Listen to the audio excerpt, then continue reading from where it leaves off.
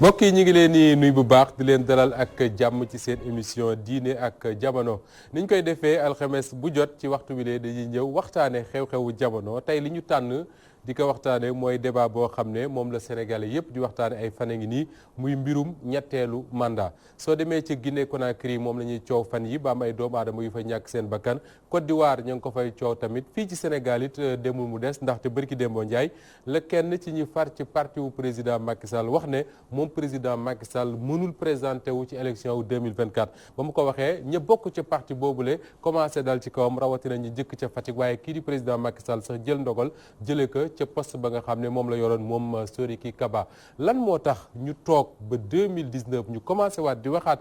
ci mbirum troisième mandat est-ce que dañu bëgg a delloo ci coow li nga xam ne moo amoon ci Sénégal ci diggante 2011 ak 2012 ba am ay doomu Sénégal yu ñàkk seen bakkante teewul président Abdoulaye Wade présenté wu ci élection wu 2012 waaye tamit nan lañ mën a def ngir wax ji mu arrêté est-ce que président Macky Sall mën naa bokk ci élection wu 2024 su ca mënee bokk nan la ca bokkee su fekkee ne mënu caa bokk tamit lan la constitution wu Sénégal wax te mu leer ci mbir moomu le pour waxtaane li ni mel moo tax ma am mbégte loolu tey di dalal ki nga xam ne mooy Alioune Tine moom mu ngi nekkoon président wu RADDHO jamono ji mu jiite kuréel bii ñu tuddee Africa Jom Center Alioune Tine maa ngi lay sant di la gërëm di la dalal ak jàmm ci diine ak jamono. jërëjëf maa ngi lay nuyu di la sant di sant seen auditeurs yëpp seen téléspectateurs yi di nuyu Ngouda ak Daouda Mine xam naa ne ak ñoom waxtaan wi dina neex. incha allah suñu ay gan tudd nga ko bokk na ci Daouda Mine journaliste la moom moo jiite li nga xam ne mooy IGFM ci groupe Futur Média Daouda maa ngi lay nuyu di la dalal jàmm. maa ngi lay fay Moustapha di la gërëm également ci invitation bi di am mbégte également partager plateau bi ak éminent juriste bi nga xamante moo nekk ne sama wet. ak Alioune Tine bu nga xamante ne kenn du ko présenté di Sénégal di am yaakaar que ni li ñu fiy wax également dina jëriñ askan bi. ci suñu ay gan bokk na ci Daouda tudd na ko sànq muy professeur Ngouda Mboup moom constitutionnaliste la xelam màcc wàllu jëm ci wàllu yoon rawatina ni ñuy doxalee ci ay suñu ay sart yi le professeur maa ngi lay nuyu di la dalal jàmm. maa ngi nuyu Moustapha di am mbégte di ñëw ci kër gi. jërëjëf di am mbégte aussi di bokk ak plateau bi ñi nga xamante ni naw naa leen lool ci xalaat ak taxawaay. jërëjëf suñu ay gan war na ci bokk tamit Khady Fall Tall moom moo jiite AFAO xam naa ne dinañu dab si biir waxtaan wi waaye comme direct la mënuñuy xaar dañuy wéy rek ak nga xam ne mooy Alioune Tine li am solo tey ci sa teewaay moo di ne diggante 2011 ak 2012 bokkoon nga ci ñi nga xam ne ñoom ñoo yan woon xeex ngir fexe président Abdoulaye Wade bañ a présenté wu ci élection présidentielle 2012 ndax da ngeen a jàppoon ne amul woon droit def ñetteelu mandat ba tax yow mii sax xaw nga cee dem prison daanaka ndax def nga ci garde à vue ay fan alors boo doon fàttalikuwaat li xewoon ak li nga xam ne mooy moom la ñuy posé nii débat ci fan yi ñu toll da nga naan lu la jaaxal la Sénégal deltoo ginnaaw nii wala da nga naan bettu la mënul ñàkk. waaw xam nga ni mu demee nii. du man rek la bett Sénégalais yëpp la bett parce que. bu fàttaliku vendredi bi nga xam ne. c'était le 22 ñu jógee ci théâtre de verdure waxtaan wu am solo. ñëw fii Walfadjri dëgg toog ak Sidi Lamine. am na yàlla yokk leeram. amiin et toog ak Tano bu ñu fi woon moom it yal na yàlla yokk leeram. ak Abdoulaye Bathily maa ngi koy fàttaliku. ak président Macky Sall. maa ngi koy fàttaliku. ak benn constitutionnaliste tamit boo xam ne à l'époque moo ñu doon jàppale ci M23 muy Ismaïla Madior Fall. waaw te débat boobu macha allah débat bu am solo la woon te amoon na impact lool ci li nga xam ne moo nekkoon le 23 juin le lendemain parce que ñun bi ñu ñëwee yaakaar naa ne bi ñu amee indépendance ba léegi mosuñu gis pas-pas ak nit ñu bare noonu ñëw keroog. moo tax question bi ngay posé am solo te li ma lay wax ça veut dire que bi ñuy décider sax M23 ñu dañ def benn film boo xam ne ko tudd 16-23 parce que maa ngi fàttaliku le 16 juin. moom ma fekk maa ngi woon Genève Walfadjri ñoo ma woo sax ma ñëwaat ci am kii Faye Pierre-Edouard Faye ci laa ko ne maa ngi ñëw bi ñu ñëwee dinañ def manifestation le 23 juin devant l'Assemblée nationale ci période boobu laa ñëw rek am ñi ma woo ñu toog. et puis woo journaux yi. ba pare jóg ni léegi dañ dem seeti waa Benno Bokk Yaakaar ci kër Amath Dansokho daal di leen dem ni ñëw leen vous rejoindre à nous ça veut dire que initiative bu société civile la. bu dem gis politique li ne ñëw leen ñu dem. loolu moo tax sax finalement ñu jox ma coordonné M23. ak Dansokho donc pour dire que 23 juin boobu moo am impact ci constitution bi ñu am ça veut dire bu ñu jëlee source constitution bi nga xam ne dañu ko tëj. ci 23 juin la jógee ça veut dire que bu fekkee da ngay bind constitution du texte bi rek c'est constitution suñu récit national bi 23 juin dafa nekk bés boo xam ni bés bu rëy la en matière de démocratie parce que bu ñu wax démocratie à l'état pur à l'état incandescent mooy bés boo xamee ni peuple bi ci boppam visible réel du électeur ñoo ñëw taxaw invalider décision yi nga xam ni moom la Assemblée nationale doon jël. C'était effectivement ça le 23 juin. C'était ça le 23 dañu ko invalider bés boobu la ñu bind que 2 mandats fii lay yem 3e mandat mënut a am léegi nag dañu ci jàng transcrire ko def ko mu nekk constitution te du ñun rek 23 juin dafa inspiré ñu bëri parce que man biñ ci jógee dem naa ay réew yu bëri yeneen i réew waaw Togo bi ñu laaj ma nan ngeen ko defee xam nga Togo mësuñu juboo nekk benn société civile ak kii pour di dem di def manifestation 23 juin bii la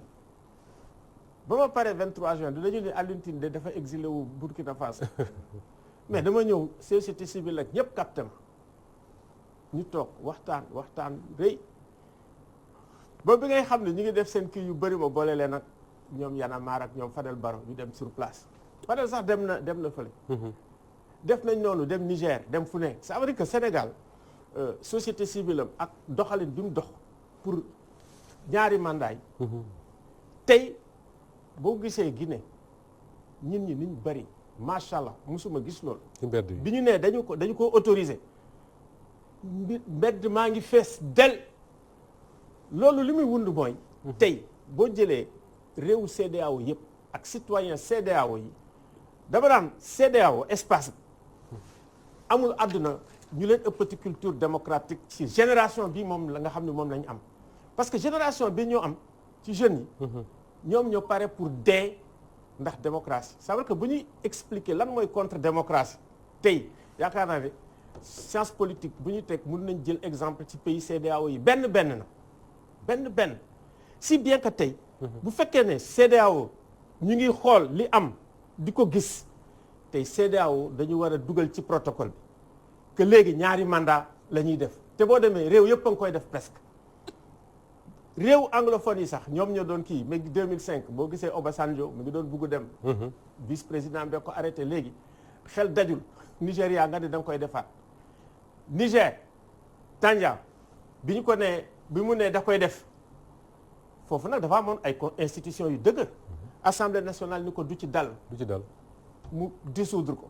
ñu ñëw cour constitutionnelle benn dame moo doon juré juge moo ne woon présidente cour constitutionnelle dem naa ba gis ko waxtaanam bu dëgër mu ne da koy am naa 3e mandat ñu ni ko non ñoom seen constitution dañ ne cette constitution n'est même pas révisable par référendum mu leer nañ ñu ni ko du ci dal mu dissoudre lii bi cour constitutionnelle mais militaire yi def coup d'état donc tey boo jëlee 3e mandat ni da nga koy def fitna rek lay andi te fitna xajul ci situation situation CEDEAO tey ak li xew Mali. Est-ce que kon du recul que le débat se repose au Sénégal pratiquement 10 ans après. C'est un recul. Libéria bii rek nga xam ne ñun bi ñu commencé di def alternance kenn xamul kañ la nga jël Ghana kenn dootu ko waxati astumaak nag Sénégal nga xam ne en l'an 2000 la ñu def ñëpp di ko seetaan boo demee fii ay Gambie dootoo ko wax Cap-Vert kenn dootu ko tuddati donc tey suñu espace CEDEAO dafa mûr léegi. C'est dommage que sama xarit néew fi ñi yaakaar mu agsi balay boobu parce que bu agsee vraiment il faut que FOSCAO moom mooy présidente bi ñu jël initiative société civile ouest africaine yëpp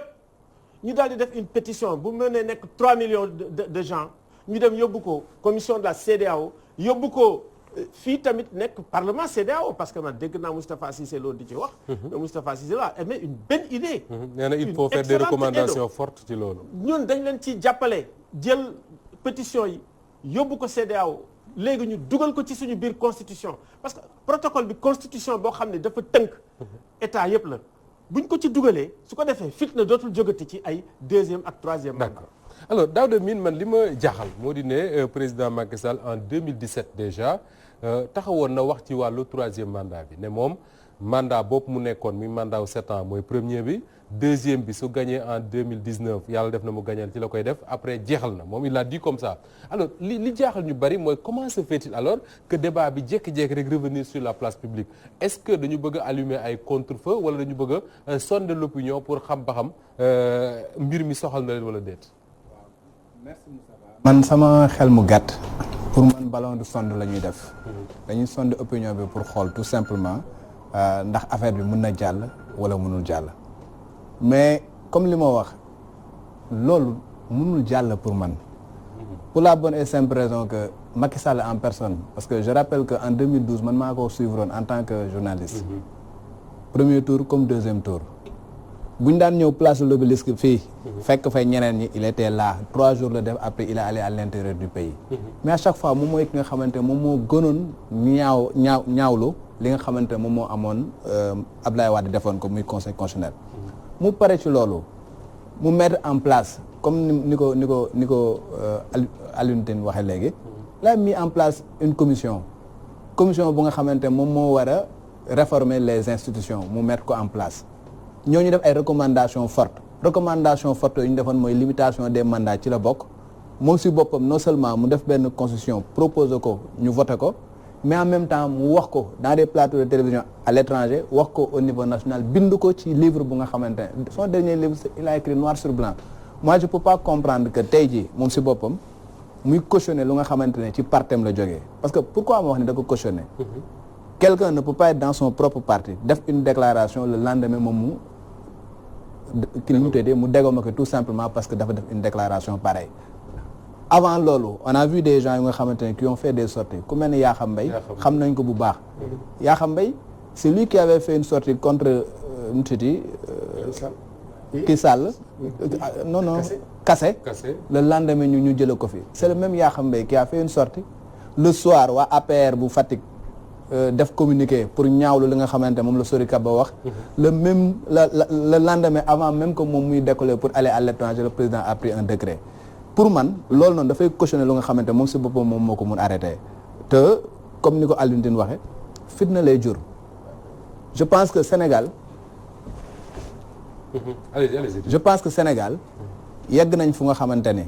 on ne peut pas delluwaat ginnaaw parce que démocratie quand même fi mu yegg si nii je pense que ay luttes yu âpres moom moo am Alioune Tine def na jeunesse léegi li nga xam ne société civile moom moo ko fi def ay ndaw ñoom ñoo fi dee je me rappelle très bien en 2012 décompte macabre ñun ñoo ko doon defandoo il y a énormément de gens yu nga xamante ne qui ont payé de leur vie 23 juin c'est frais dans la mémoire des gens bërki dem boo njaay la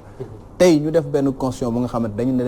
limiter mandat je pense que dañu war a jëm kanam mais waruñu dellu ginnaaw. est-ce que quelque part mënuñu comprendre président Macky Sall Daouda Mine su fekkee ne moo ci waxoon na ne. le débat sur le troisième mandat bëgg ko dégg. parce que c'est réglé. noonu laa ko déggee en tout cas. et que dans son propre parti des responsables ñëw di poser débat est-ce que du baax mu sanctionner leen pour que ñu arrêter ce débat là est-ce que du mënuñu ci am dégg-dégg boobu. waaw mais bu boobaa ñi nga xamante ne booy sanctionner da ngay sanctionner ñëpp. ki nga xamante ne dafa favorable à. troisième mandat bi ak ki nga xamante ne moom moo suli débat bi. parce que am na ñu koy ñuy défendre possibilité bu mu présenter. mais déggomewu leen bu fekkee ne da ngay instaurer da nga ne man bugguma ñu wax ci troisième mandat que mu nekk ku may défendre ak ku ma dul défendre képp ku ci wax nga sanctionné bu boobaa mën nañ comprendre loolu mais yow da ngay bàyyi ñi nga xamante ne dañuy défendre troisième mandat nga bàyyi leen ñuy wax ki nga xamante ne dafa contre troisième mandat nga déggoo ça veut dire que da nga cautionné la parce que avant Sori Kaba ku mel ne Cheikh Seck par exemple wax na ne Macky Sall mën na présenter waat. oui bërki dem boo Ndiaye également à l'Assemblée nationale ki nga xamante ne dafa ñëw contre une décision de Macky Sall le lendemain dañ ko wàcce parce que tout simplement Macky Sall avait fait une liste pour dire que ñii ñoom laa bëgg bureau Assemblée nationale avec les Gadio et consorts le gars a contesté en disant que nous sommes un parlement ñun ñoo war a choisir ñi nga xam ne ñoom ñoo ñuy jiite le lendemain il a été dégommé. dëgg la comme genre boobu la rek. alors professeur Ngouda Mboup toute la question mooy ndax Macky Sall mën na bokk ci élection 2024 wala déet li ma jaaxal moo di ne constitutionnaliste yu Sénégal sax ku ci nekk ak ni nga koy dégg finalement man mi nga xam ne jànguma constitution ak ñi nga xam ne ñu ngi ñuy seetaan dañ naan mais ñii ma wax ko di ko xal sénégalais wax rek kan la ñu yëpp bind constitution ne lii ak lii la quelques mois après on revient pour nous dire que ni du lii alors en terme clair professeur Macky Sall mën naa nekk candidat 2024 waaw wala déet su dee waaw ci nan la mën a nekkee candidat. waaw du ma ñëw ni waaw wala déet parce que man yàgg naa ci bind. donc yàgg naa ci wax depuis que constitution bu Sénégal ñu commencé ko laal di ko laalaat mais depuis que Macky Sall toog. parce que boo xoolee laaj bi dafa am solo. te war na mën a leer. te yaakaar naa ni dina leer. parce que question bi leer na trop. alors Sénégal dafa am constitution boo xamante ni bi ñu koy indi président Abdoulaye Wade moo jël nguur gi muy alternance bi njëkk a am. constitution boobu dafa indi rupture parce que constitution buy ñëw. daa am nu muy ñëwee. xam nga constitution mot bi rek soo ko jëlee constituer la c'est-à-dire mettre ensemble. donc du ñu fi juriste yi. yu bëri lañ koy fàtte dañuy defee ni juriste yi ko moom. d'ailleurs moo tax dañu naan c'est quelque chose de très sérieux pour qu'on le laisse seulement aux juristes. contrairement à ce que les gens pensent mun na doon nag un langage ésotérique maanaam muy wax boo xam ne dafa xaw a am ay chartam waaye constitution peuple bee ko moom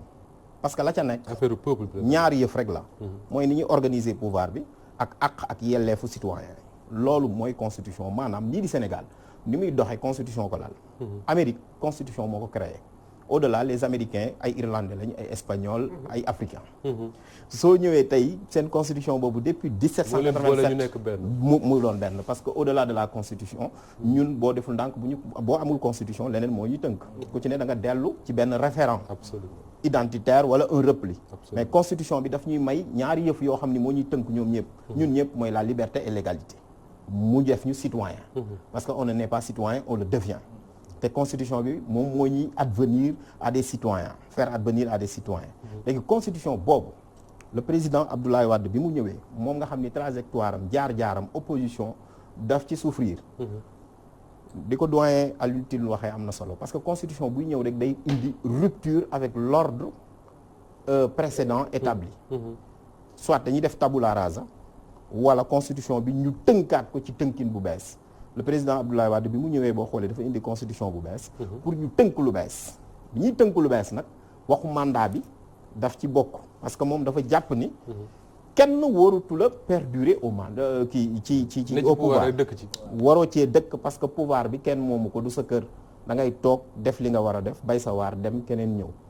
bi mu ñëwee mu yóbbu mandat bi def ko juróomi at fekk ni moom dañ ko fal juróom-ñaari at mu bëgg rek mu leer sénégalais yi dañ ko defee juróom-ñaari at ñi bind constitution bi xam nañu ni droit constitutionnel ni mu tëddee ni président bi fi nekk soo ko falee nga laal constitution bi ci mandat bi boo ko laalee rek forcément dérèglement dina am mooy maanaam soo fa bindee dara nga laal durée mandat bi boo ko yóbbee 8 ans mooy nga yokk ko boo ko yóbbee 5 ans mooy nga wàññi ko pour mu bañ a appliquer wu immédiatement il faut da ngay am disposition transitoire le président Abdoulaye Wade mu ñëwee ñu fa nekkoon seen nos aînés ni ko lii bu ñu ko naree teg sa mandat septembre bi kat juróomi at lay nekk ñu lan la ñuy wut parce que le juriste aussi c'est un technicien la technique juridique bi am mooy disposition transitoire parce que droit constitution moo demee noonu droit constitutionnel bokkul ak yeneen matières yi dama lay wax rek exemple soo ñëwoon tey ci constitution bi article 28 29 ñu wax la nan la ñuy nekkee candidat bu ñu ñëwee ñu ni pour être candidat à l'élection présidentielle il faut être exclusivement de nationalité sénégalaise loolu la ñu wax maanaam am nationalité sénégalaise te doo ko boole beneen nationalité waaye bu ñu ci yokkoon tey nii nationalité boobu boo amee yow bu dee am nga beneen nationalité il faut nationalité boobu noonu nga renoncer ko 5 ans auparavant soo ko bindee tey bu dee suba la élection bi boo amul disposition transitoire képp ko am double nationalité doo doon candidat mooy le principe de l'effet immédiat amul problème rétroactivité et cetera en droit constitutionnel pour nga bañ rétroactivité bi il faut nga am disposition transitoire moo lay jox benn passerelle wala benn pont léegi pour Wade garder mandat pour Wade mën a garder mandat 7 ans. waaw il fallait que ñu dem ci benn article bu ñu tuddee article 104. ñu ne le président de la République termine son mandat en cours. ci constitution boobu loolu la ci nekkoon. loolu la ñu def en 2001 ci référendum bi dañ ko bindal ni moom mandaam bii mu commencé. na ko da koy yeggale ba mu jeex. bu ko yeggalee ba mu jeex ñu yokkat ci leneen. ni maintenant lépp li des ci constitution bi daf koy da daal. koy appliquer. bi ñu ñëwee. conseil constitutionnel moom am na nu mu gisee. mu ni mandat bu njëkk bi bokku ci. li tax bokku ci. parce que boobu nee na disposition transitoire dafa am moo tax. nit ñi dañuy fàtte loolu. damay bëgg mu leer. comme disposition transitoire dafa am. léegi moom nee na disposition transitoire boobu noonu dafay permettre nga différer. le principe de l'effet immédiat. loolu la conseil constitutionnel en 2012. 2008 bu ñu ko fàtte. ñu dellu siwaat ñu laalaat mandat bi yóbbu voilà constitution bi article mais dañu laalaat mandat bi. durée bi. parce que mandat bi dafa varier Sénégal lu bëri. absolument parce que bu ñu defee du débat bu dafa intéressé homme politique yi. dëgg la. te mandat bi dafa intéressé peuple bi parce que peuple bee ko moom. homme politique yi dañuy fàtte. peuple bi mooy le mandant. ki ñu jox mandat bi mooy le mandataire. donc peuple bee moom mandat bi. d'ailleurs conseil constitutionnel loolu la wax sax dañu mandat bi kenn mënu koo dagg parce que bu ñu ko xasee joxe loolu. léegi bi ñu ñëwee 2008. le président Abdoulaye Wade laalaat constitution bi yóbbu mandat bi 7 ans. mais bi mu ko defee xam na ni boo yokkee sa mandat. te moom am na mandat 5 ans. te xam ne loolu c'est antidémocratique. mu wutaat disposition transitoire mais 7 ans bi ça ne s'applique pas au mandat en cours. mooy 5 ans boobu mu yoroon. voilà parce que boo ko fa bàyyi woon rek boo defu ndànk day doon quelque chose. donc d'antidémocratique. absolument il a fallu que ñu am beneen alinéa bu wax ni cette disposition ne s'applique pas au mandat en cours. 2 fois successifs ñu am donc disposition transitoire. le président Macky Sall ñëw bi mu ñëwee en 2012 mu wax ne day def ay réformes mu ni moom 7 ans lañ ko fal. mais moom juróomi at lay toog parce que dafa bëgg démocratie sax fi ni mu ko doon waxee. waaw alors mu toog di wax ni moom dafa bëgg mandaam mu wàññi ko jële ko juróom-ñaari at indi ko juróomi at. léegi doonatul promesse de campagne mu doon engagement. moom mu wax ko bi mu demee ba jëmi jamono mu laaj conseil constitutionnel ñu bëri sax lañ doon wax période boobu noonu amoon na mais conseil constitutionnel li ñu ko joxoon sax document de travail la du woon sax projet de loi. am na du woon sax pré-projet. conseil constitutionnel li mu jàpp.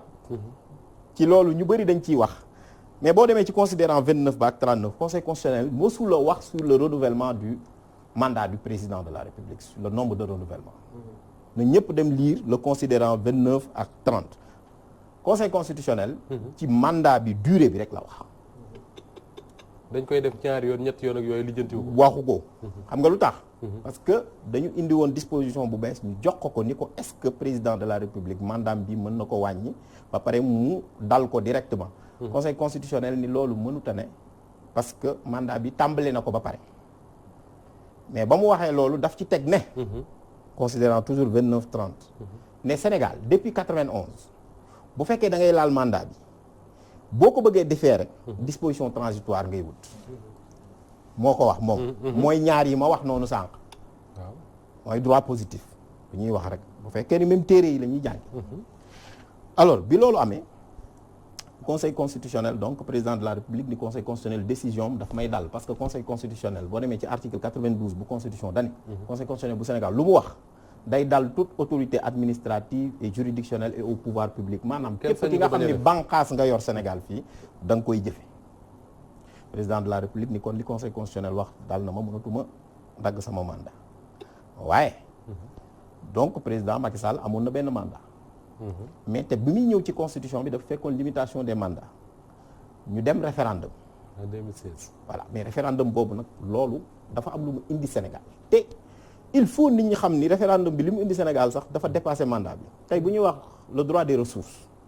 ñun Afrique le renouveau des droits des ressources parce que suñu constitution dafa renouveler le droit des ressources moo indi question pétrole bi xool leen rek démb dañu doon wax naan il faut ñu marche parce que constitution bi moo ñu ko may mais tey dañu naan il faut ñu protéger suñuy ressources parce que constitution bee ko wax. avancé bu am solo la. nga gis changement de paradigme bi. parce que 2016 loolu dafa am solo pourtant président Macky Sall moo ko def ci constitution bi. te pourtant même bu ko ci defee sax c'est superfétatoire xam nga lu tax. parce que ñun suñu droit des ressources ñun ñoo ko njëkk a protéger en Afrique. parce que soo jëlee en 1977 dafa amoon li ñuy tuddee le groupe des 77 te booba dafa amoon ñu doon xeltu ñu tuddee ko l'école d'Alger. ñoom juge Kéba Mbaye ñoom Mohamed Bedjaoui ñu amoon un imaginaire juridico-politique africain. ñuy xeex pour le droit au développement. ba ñëw ñu ni ñun de ñëpp am nañu texte régional wala sous-régional il faut Afrique ñu am benn texte. fii lañ ko tënkee. le juge Kéba Mbaye moo ko jiite woon ñu am la charte africaine des droits de l'homme et des peuples. donc ko doon wax sànq sax te am na solo ñun rek ñoo fi am charte buy wax les droits des peuples. charte boobu dafa nekk suñu constitution parce que mooy la seule charte africaine bu nekk suñu bloc de constitutionnalité. yeneen yi ci des yëpp ay références extranéennes la. donc kooku c'est quelque chose qui nous est spécifique et qui nous est propre. moo ni peuple yi ñoo moom démocratie. ressources yi ñoo ko moom. mais charte boobu aussi day wax sur des questions de démocratie et d'état de droit.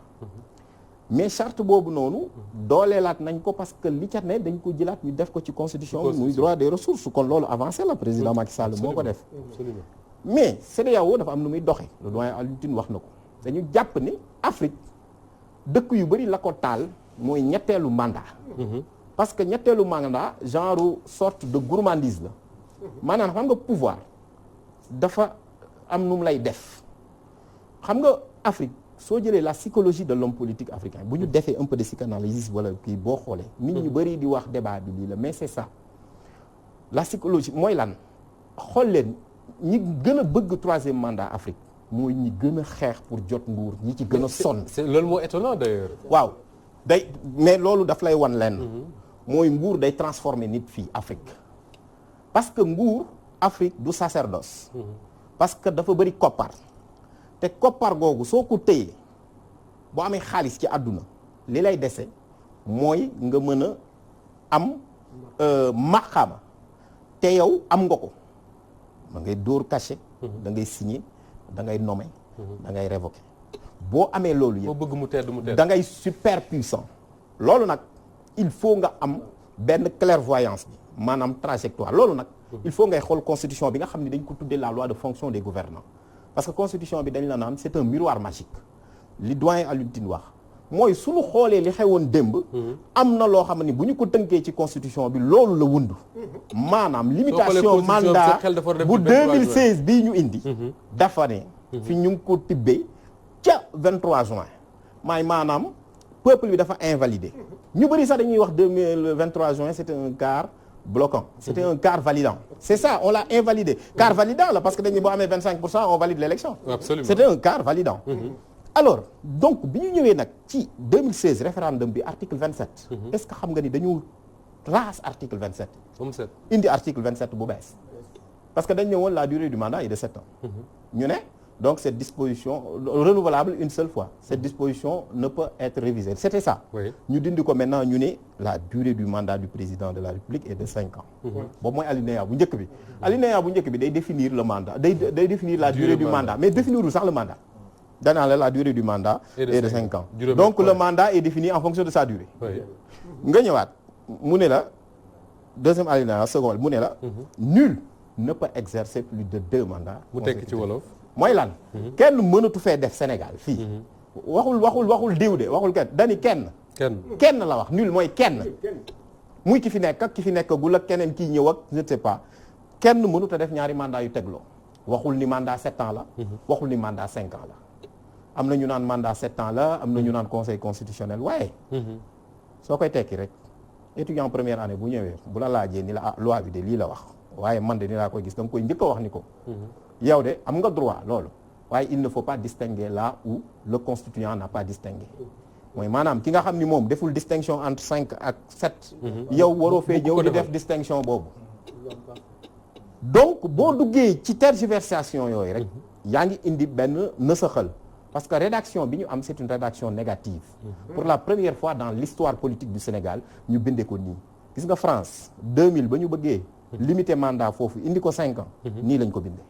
mais Jacques Chirac même ba mu ko xamee. te dafa commencé woon mandat 7 ans. il a fallu que mu ni leen sama mandat bii bokku ci. Jacques Chirac moom dafa ko préciser woon. moom non daf ñu nangul ko. su ko préciser wul woon mandat ba day jeex. léegi bii li la koy wan mooy beneen bi ci topp. mooy li ma doon wax sànq. bi ñu ko defee ba pare nag mooy constitution bi dañu koo caabi. lu mësuta am ci Sénégal ci mandat. maanaam verrouillé. ñu ni dañ koo def clause d'éternité. maanaam kenn mënatu koo laal. fii ba àddunay tukki. tant que amuñu constitution bu bees parce que li ñu am 2016 du constitution bu bees révision bu constitution la. léegi tant que amuñu constitution bu bees. fi lay nekk ku fi ne ñaari mandat yu tegloo ngay mën a def. mu commencé 7 ans commencé 5 ans. mais dafa am lu daaw de miin laaj sànq te mu am solo. moo di ne te allez-y. Mais c'est le linguiste et le sémioticien qui parlent. C'est deux segments de phrases différentes et autonomes. su fekkee ne premier segment bi durée rek lay wax point. deuxième segment bi nombre point. donc su fekkee ne da ngay lire itam il faut nga mën a lire loolu. ça veut dire boo lire texte bi c'est clair. c'est limpide. da nga jël segment bi fii point lañ def te en réalité benn item moo ci ne muy durée. effectivement beneen bi. renouvellement benn item moo ci ne mooy renouvellement donc c'est deux segments séparés. D'accord. kenn mënu ko jaxase. mais dafa am lu daaw de miin wax sànq lu mu laaj sànq te ñu bari également dañ koy laaj. dañ naan est-ce que mandat bi président Macky Sall entamé woon avant ñuy voter constitution bu bees dañ ko ci boole wala déet. xam nga boobu daf cee bokk tellement. mooy li ma doon wax nii jërëjëf ci question bi. bu ci bokkul woon waaw dañu am disposition transitoire ne bokku ci. donc il faut que mu am disposition transitoire. bu ko différé maanaam préciser ne bii moom bokku ci. bu ni bii bokku ci. bu ñu ko waxul. jarul sax ñuy xaaj ak seet mandat boobu ca la bokk. maintenant du point de vue coutumier. maanaam li conseil constitutionnel waxoon ñu bàyyi. d'ailleurs même ci soo xoolee sax suñu yoon. Macky Sall mandaam 2017 la waroon jeex man bind naa ci. boo demee ci net bi di nga ko gis ne bu amul disposition transitoire sax Macky Sall la conseil constitutionnel waxoon sax peuple bi mën na ko parce que bi ñuy réviser constitution bi lañ ca def. mooy conseil constitutionnel la mu bindoon dañ koo briser. parce que bu ñu fàtte ni conseil constitutionnel mën na wax peuple bi tëpp la mu wax. parce que soo xamee ni ki nga xam ni depuis ces 50 dernières années. moo nekk l'un des meilleurs juristes de droit public en France muy Vedel. daf ko wax mu ne. su fekkee conseil constitutionnel moom wax na du gouverner c'est un juge qui peut. mën na wax mais c'est un juge qui ne peut gouverner parce que danaan ki nga xam ne mooy peuple mooy souverain. il peut toujours régner en majesté. en brisant ses décisions par le vote d'une loi constitutionnelle moom la ñu def. une loi constitutionnelle par commodité de langage mooy loi de révision de la constitution. conseil constitutionnel ba mu ko waxee. même moom considérant 29 dafa ñu fàttali ni ñu bu ngeen bañee l'effet immédiat. il faut des dispositions transitoires pour différer. amu fi parce que boo demee lu bees di dañu am benn article 104 bu bees bu ñëw ni la. les dispositions transitoires des articles 104 à 108 sont abrogées. D'accord alors bala ñuy jox soxna Khady Fall Tall di ko nuyu bu baax ci wuy si bi il faut quand même ñu leeral ci nga xam ne ñuy seetaan parce que dama koy dégg lu bari. ñuy wax fan la ñuy teg kon principe de non rétroactivité des lois ñu ne loi bu fekkee ne dañ koy teg nii mënul àtte li amoon avant. waaw nan nga ñu mën a leerale loolu. waaw xam nga droit dafa bari ay branches ay pàcc. dafa mel ni rek médecine. am na ñoo xam ne bët la ñuy faj am na ñoo xamante ni xale la ñuy faj am na ñoo xam ni loolu la droit constitutionnel mais nag xam nga droit constitutionnel dafa am nu mu taxawee boo xoolee moom mooy la discipline mère moo jur ñëpp parce que toutes les disciplines toutes juridiques branches du droit ñoom seen source ci constitution bi lañ koy jëlee loo jël Sénégal tey la loi de fonction de toute autorité administrative juridictionnelle le président de la République moom koo ci mën a jël la loi de fonction des gouvernants moo tax constitution bi noonu lay taxawee droit constitutionnel aussi loolu la damay wax sax toog di wax sama doom sax dama ko koy wax dama naan ko normalement dañ ko waroon jàngale ci école primaire yi parce que au-delà même cours d'instruction civique la parce que yi ñu fay wax ay symboles le drapeau et cetera le président de la République les institutions de la République et cetera mais droit constitutionnel dafa am nu mu taxawee bokkul ak yeneen discipline yi boo ñëwee en matière pénale le principe de non rétroactivité dañu naan la tout simplement bu fekkee ni foofu la ñu nekk parce que la matière pénale dañ fa war a mën a jël ay décisions irréversibles mën nañ fa même appliquer peine de mort bu fekkee yenn dëkk yi la comme droit nag dafa am yërmande humanisme moo tax ñu ni foofu l'irréparable bu naree am ñu ne loi bu ñu jël foofu moom c'est absolu en matière pénale principe boobu sauf pour les lois douces yoo xam ni c'est favorable aux personnes mais en droit constitutionnel demewul noonu. loolooy def son charme en droit constitutionnel c'est le principe de l'effet immédiat moom laa wax sànq joxe naa ko ci wàllu nationalité. boo ñëwoon tey ci constitution bi nga ni ñun de Sénégal constitution bi ñu am dafa ni pour nga nekk fi candidat il faut être exclusivement de nationalité sénégalaise. waaye bala ngaa nekk de nationalité boo amee beneen nationalité da nga ko war a sànni juróomi at ca gannaaw. bu ñu xëyee élection présidentielle wala am képp ku ne amoon double nationalité doo nekk candidat c'est le principe de l'effet immédiat. tant que amoo disposition transitoire bu ko différé. bu ko mayee doo mën a am gis nga noonu la droit constitutionnel tëddee parce que en droit constitutionnel c'est l'acte d'autorité. ni ko comme Charles Eisenman di waxee. moo tax en terme de mandat boo ko laalee rek. day indi loolu moo tax le mandat du président Macky Sall qui commence en 2012 et s'est terminé en 2019 constitue son premier mandat. Deuxième bi c'est pas un deuxième, c'est un second. Le second qui commence à partir de son installation. muy mandat de 5 ans. mooy permettre mu épuiser ces 2 cartouches. mu jeex tàkk président Macky Sall mënut a bokk ci élection 2024. loolu leer na defe naa man mi jàngul droit sax tey li ma dégg leer na nañ ci sama bopp xaw ma nag ñiy seetaan alors soxna Khady Fall Tall maa ngi lay nuyu bu baax dina dalal ak jàmm ci diine ak jamono. alors li am solo ci sa teewaay mooy da nga jiite kuréel gu tudd AFAO waaye tamit kuréel gii di FOSCAO alors tey jii ci Guinée Conakry Alioune Tine mi ngi koy fàttali sax am na ay jigéen yu bari yu fa génn manifester te li koy jur mooy lii ñuy waxtaane ni coowal 3e mandat ba ay bakkan tuuru fa alors yow booy dégg débat bi muy posé wu fii ci Guinée di posé wu fii ci Sénégal di posé wu ci Côte d'Ivoire te ngeen am ay membres yu nekk un peu partout dans ces pays là da nga naan yéen ñi jigéen yéen ñi yaayu xale yi tiit ngeen quand même. jërëjëf Moustapha maa ngi gërëm ci invitation bi di rafetlu aussi le fait que jigéen ñi ñu leen di may kàddu ci yenn sujets yi nga xam ne elles ne sont pas supposées di ci prononcer wu évidemment à tort on verra pourquoi di nuyu mon frère Alioune xam ne vraiment on a partagé beaucoup de combats en Afrique fii ci Sénégal ak feneen ci àq ak yelleefu doomu aadama yi di nuyu aussi les co-débatteurs di leen sant di la féliciter nag yow Moustapha ci sa liggéey di féliciter groupe Walfadjri yëpp gis nga loolu ngay souligner ci Guinée tey jii dañ ci yendu ci réunion man ak secrétaire général FOSCAO bi sama bureau bi nekk Abuja moom xam na ko pour def une déclaration pour alerter l'opinion publique surtout internationale pour situation Conakry et comme ni nga ko xamee problème bu amee jigéen moo ci jëkk sonn ndax ñëpp xam nañ ne fu conflit am góor ga dina daw wala ñu rey ko bu dee nit fit jigéen ja mënul daw ak juróom benn doomam day toog kay ñu rey ko wala ñu def ko sudul noonu wala mu jaare fa àddinaam yàqu pour toujours loolu nag moo tax jigéen ñi ñun am nañ fa représentation Conakry aussi bien pour l'AFAO que pour le FOSCAO aussi ni ma koy présider qui ne sont pas contents du tout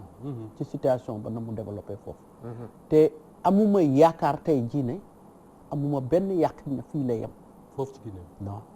ndax dafa am ay faisceau d'influence et d'orgueil la xaw ma orgueil la xaw ma leneen la boo xam ne tax na tey population yi ñoom lañ yaakaar fi mu ne ci seen détermination pour pouvoir arrêter la situation ni mu mel fa mu nekk dépassé na bu yàgg les acteurs politiques il me semble que ñu génn tey Guinée ñi ko gis ak ñi ko gisul ak ña fa génnoon ak ñi ci dee c'est pas des politiques looloo tax Moustapha ñu rafetlu le fait que tey ngeen toog ba xalaat ne sujet bi éminemment politique mais qui n'appartient pas aux politiques du tout qui ne nous appartient pas non plus ñun ñu ne intellectuel lañu wala juriste lañu di débattre parce que constitution bi ñan ñoo xam li ci nekk combien de Sénégalais sur les 14 millions de Sénégalais ñoo xam lan mooy constitution d'abord ak a néew personne n'a fait ce travail à commencer par nous ci jigéen ñi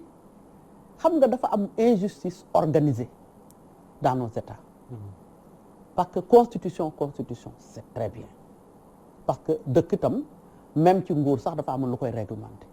donc d'accord nañ ci ne réew foog mu am ci lu mu tënku foog mu am ci canaux yu ko supporter mais li ñu d'accordul nag mooy yaakaar ne quelques individus que ça soit au Sénégal en Afrique centrale comme ni nga gis la fa xew Guinée ak feneen quelques individus des gens de la société civile comme ñun ñii et les politiques rek war a jël en otage am ci citoyens yi un droit de vie et de mort à travers je ne sais quoi parce qu'ils sont partis à l'école. Moi je me mets dans la position de la plupart des personnes analphabètes que sont les femmes. 52% de la population xamuñu tey luy constitution may ñu leen et de surcroît noonu ñu leen ñàkk a maye cër ci constitution pour ñu mën cee wax parce que tey koo tàggu ne ko du ñu ne non troisième mandat c'est l'affaire des politiques man leen mais en vertu de quoi c'est l'affaire des politiques donc décentraliser débat bi bu ñu bëggee wax démocratie étant la loi du nombre le nombre n'est pas autour de ce que nous sommes en train de dire loolu nag mooy dëgg ndax damay xalaat rek sama mbokk yi nekk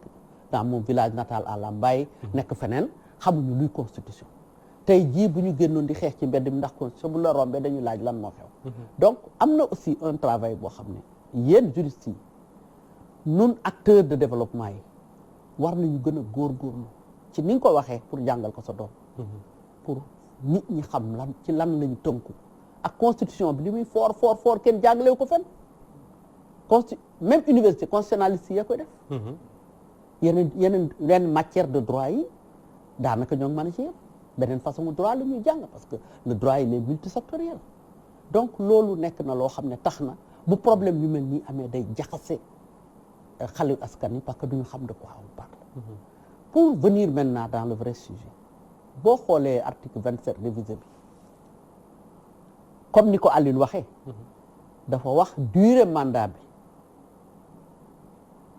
dafa wax nombre de mandat bi wax durée mandat bi def point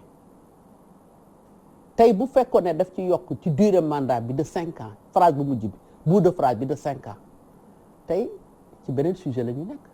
ndax kon bu njëkk ba du compter waaye xam naa bañ confusion ba moo tax bi ñu ne durée de nul ne peut faire successivement 2 mandats point ci topp wax bi yëpp loolu la yeneen ñi ci dugg gi ci texte bi moom leer na texte bi leer na parce que texte bi dafa ne ñaari mandat yi kenn du ko teg la yellante bu njëkk ba 20 ans la boo ko defee ba pare teg ci mandat 2 ans 2 mandats man nag sama jàngat du ma constitutionnaliste waaye nag dañu yàgg ci jamono yàgg fekkee ay sommet des chefs d'État yàgg fekkee diatribe yoo xam ne kii day wax jox ko kii ku ci nekk defe ne mën nga nax sa morom ci kaw wax bala may daaneel Moustapha dama bëgg rek nit ñi xam ne mandat bind constitutionnaliste yi dëgg la leen dëgg la mais nañu jéem a tànku ci xel bu rafet nañu jéem a delloo si valeur nañ jéem a delloo si comment les gens sont élus en Afrique sànq da nga wax ne ñi gën a sonn pour votre pouvoir ñoo ci gën a accroché wu mais c'est normal voilà le problème Moustapha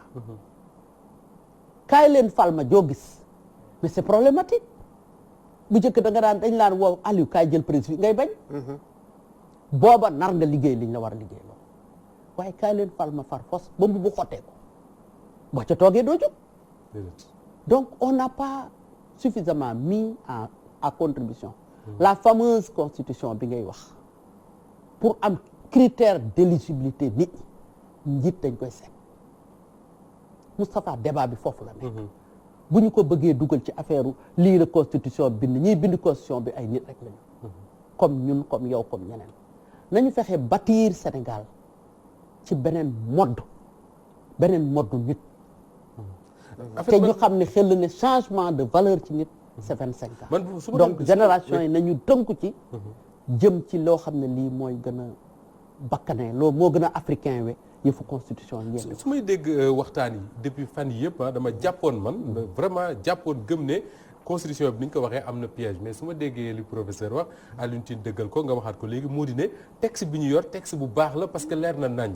que ni Macky Sall mënul présenter en 2024 alors finalement Alioune Tine est-ce que du un problème bu ñu am ñun sénégalais ak ñi mu tudd sànq muy les intellectuels l'élite sénégalaise plutôt que problème constitution wala leneen jërëjëf dafay am nag loo xam ne bëgg naa ko leeral ci constitution parce que ñun RADDHO amoon nañ benn programme boo xam ne dañuy disséminer constitution bi y compris dans les langues nationales ak rajo yoo xam ne c'est les radios communautaires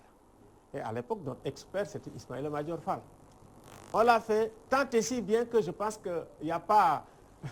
il y a un lien entre le travail qu'on avait fait à l'époque ak li xew 23 juin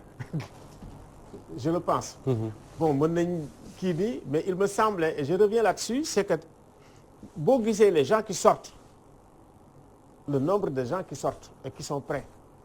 à se faire tuer on a vu ça au Burkina. On l'a vu en Guinée ça plus de 10 personnes ak près de 200 blessés 70 yoo xam ni qui ont été détenus. tey soo gisee li génn nga xam ni détermination peuple bi par rapport à cette question parce que au-delà de tout la véritable si vous voulez le caractère incandescent et pur de la démocratie c'est quand ces gens là sortent. Parce que c'est pas les électeurs qui sont élus nga xam ne mu nekk 50 et puis c'est toute ethnie confondue.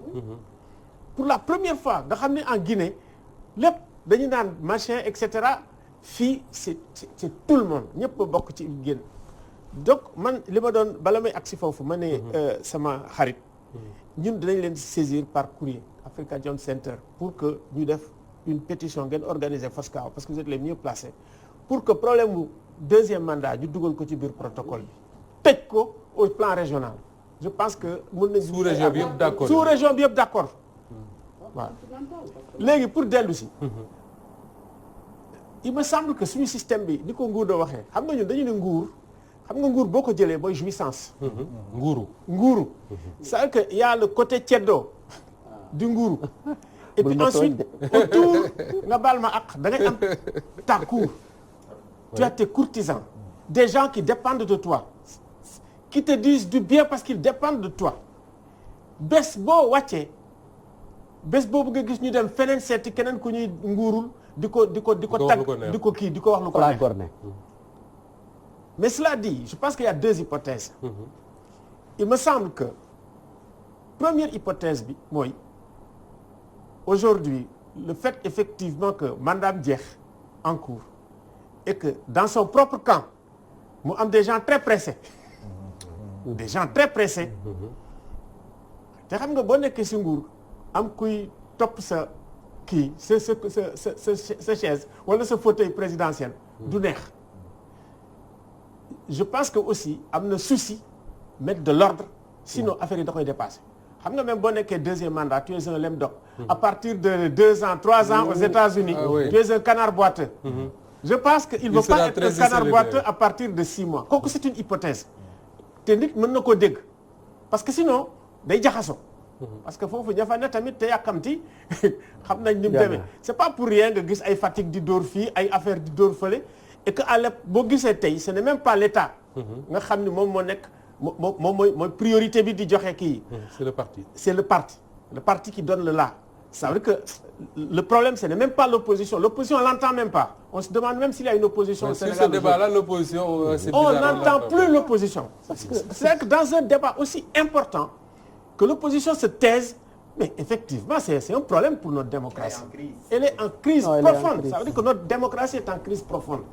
ñun mënuñu nekk ay scientifiques ak ay journalistes nekk fii di wax sur un problème majeur boo xam ni problème stabilité pays bi ci la bokk lépp di ci bokk opposition bi ñëpp ni nii c'est un problème fii loolu la mais fii am nañu des gens yoo xam ne amoon nañu mandute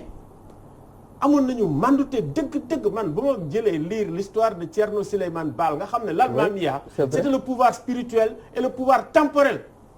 en même temps nga xam ni booy xool ci liste bi il y a eu 18 alternances et puis bases yi ñuy jël c'est des bases éthiques mais c'est extraordinaire mais c'est pas tout le temps la ñu jékki mel nii en réalité booy xool li ñuy def nii franchement boo jëlee pendant la période coloniale juste par exemple boo jëlee ba 1900 à peu près 1914 quand Blaise est venu ci la xawoon kii mais sinon les pratiques coloniales c'était la pire des politiques machiavéliques yu ñu mën a am la pire des corruptions électorales parce que ñi fi newoon sax c'était pas des politiciens c'était pas des gens bien fermés c'était les négociants waaw mu nekk les négociants tubaab bordelais marseillais et puis aussi les mulâtres mais dans nos propres valeurs je pense que mën nañ ci utiliser pour dem léegi nag il me semble que le grand défi que nous avons c'est de construire un État neutre. C'est un vrai problème. C'est le grand problème que nous avons c'est-à-dire qu'aujourd'hui fi Macky Sall ne c'est lui qui peut sauver le Sénégal parce que boo amee un dernier mandat tu es libre. mais ñu bëri loolu lañu espérer le président de que ne il est libre il faut engager toutes les réformes yu bëgg mais là Macky amul beneen choix. bu dul réformer le Sénégal moderniser ko ñu am une justice indépendante ñu am des mécanismes de combat contre la corruption parce que corruption bi ça c'est tellement loin. en Afrique moo tax demuñu. tey boo jëlee la présidente de la Corée du Sud mais ñu ko jàpp tëj ko pour des problèmes de corruption c'est-à-dire bés boo xamee ni Macky Sall def na une réforme boo xam ne même président de la République du Sénégal boo sàccee mu am ay juges yoo xam ne mën nañ la juger soxla wuñ créer sax nañ dooleel justice bi libérer leen par exemple tey boo jëlee les 17 dossiers de l'OFNAC na ko joxe tey bés boobu rek lay am doole ñëpp ne bés bu buggee Sénégal baax mu génn par la grande porte Afrique yëpp soxla ko monde bi soxla ko dafa war a réformer xam na ko xamu ko xam nga dafay am ay mandat yoo xam ne lii mooy sa rôle moom mandat am fi mu toll nii li nga xam ne ñëpp échoué nañ ko Wade on attendait de lui qu'il soit un réformateur il l'a pas été il a affaibli les institutions il en paye le prix chèrement d'ailleurs Macky ne l'a pas fait su ko deful tamit il va payer le prix aujourd'hui il n'a qu'un choix Macky Sall réformer le Sénégal réformer la gouvernance du Sénégal réformer la démocratie du Sénégal nga xam ne day articuler la démocratie représentative elle est en panne et malade partout mais nous on peut dire aujourd'hui nous avons am nañu ay nit ñoo xam ne tey Sénégal mën nañu defaraat démocratie ba mu baax te duñu sukkandiku rek ci tubaab bi mën nañu sukkandiku ci loo xam ne ñun ñoo ko moom ñoo ko am mais écoute li ñu def nii Massalikul Jinaan bal ma en matière de gouvernance mais modèle la li nga xam ni murid yi liggéey nañ ko jël ko mu nekk seen ñaq ñu def benn affaire boo xam ne bii dëgg-dëgg boo taxawee ci Afrique de l'Ouest yëpp boo ñëwee ni gongo macha allah et puis ay sénégalais defar ko mais attention bu ñu deful attention dañu naan mais am nañ alternative nañ def attention nañ def attention sinon mën nañ ni am nañ ay alternative dans la gouvernance am nañ alternative dans l'éthique parce que tey booy seet sax alternative bi am na image boo xam ne am na imam bi toog Wade toog kii toog ñu gérer ba nga xam ne dañu gérer réguler ce que les institutions sénégalaises ne pouvaient pas réguler par écrit mais c'est un échec total du système de régulation absolument léegi nag su fekkee ne dofuñ li ñu dox mooy gis nga lii xew Guinée mooy lan ak 10 morts yi ñu am te di ko xeeb te gars yi arrêté c'est ça la régulation par la catastrophe la régulation par la catastrophe donc mooy régulé wu ci nii régulé ci door nit ba ñu ni léegi dañ commencé la régulation par la catastrophe mooy li xew comment dirais-je Rwanda loolu lañ war a moytu te mënuñu avancer Sénégal mënuñu avancer tant que amuñu ay institutions yu dëgër tant que càcc gi mënuñu ko faj. D'accord alors Daouda Mine c'est bien d'avoir un président boo xam ne son dernier mandat ci la nekk ñu bari ne woon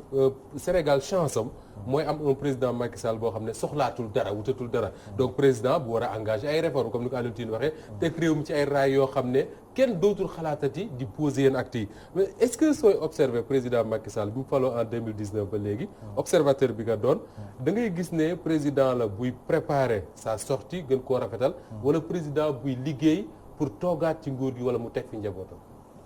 pour man wax dëgg yàlla préparé wul sa sortie parce que gisoo loolu non gisuma ko parce que bu préparé woon sa sortie am na yu bëri yu nga xamante ne mi ngi xew nii du fi xew mais dafa war a xalaat tuuti parce que en 2012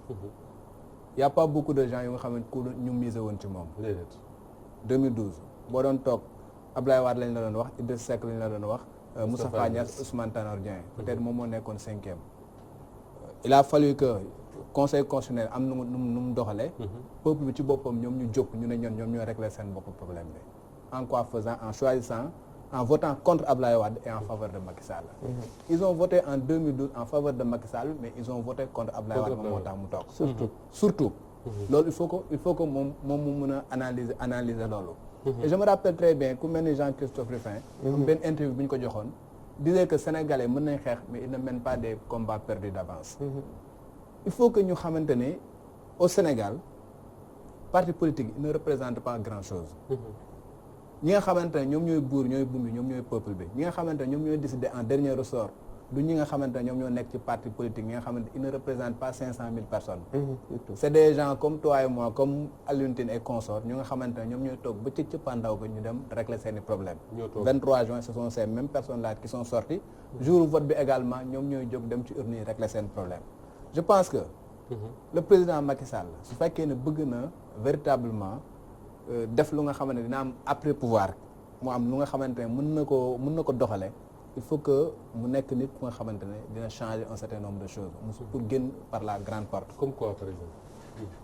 Alioune Tine wax na ko léegi yow da nga nekk position bu nga xamante aucun président ñi fi nekkoon ñëpp kenn mësul nekk ci position boobu. amul kenn ku ko def muy Senghor muy Abdou Diouf muy Abdoulaye amul kenn ku fi nekk. yow tu as 2019 lañ ko élire en février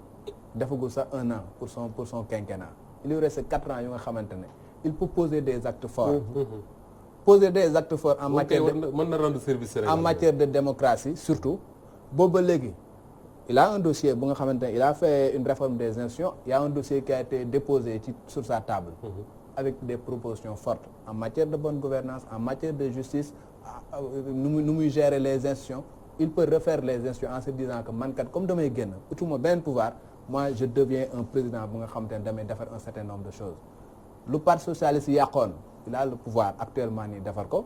lu Abdoulaye Wade yàqoon également il a le pouvoir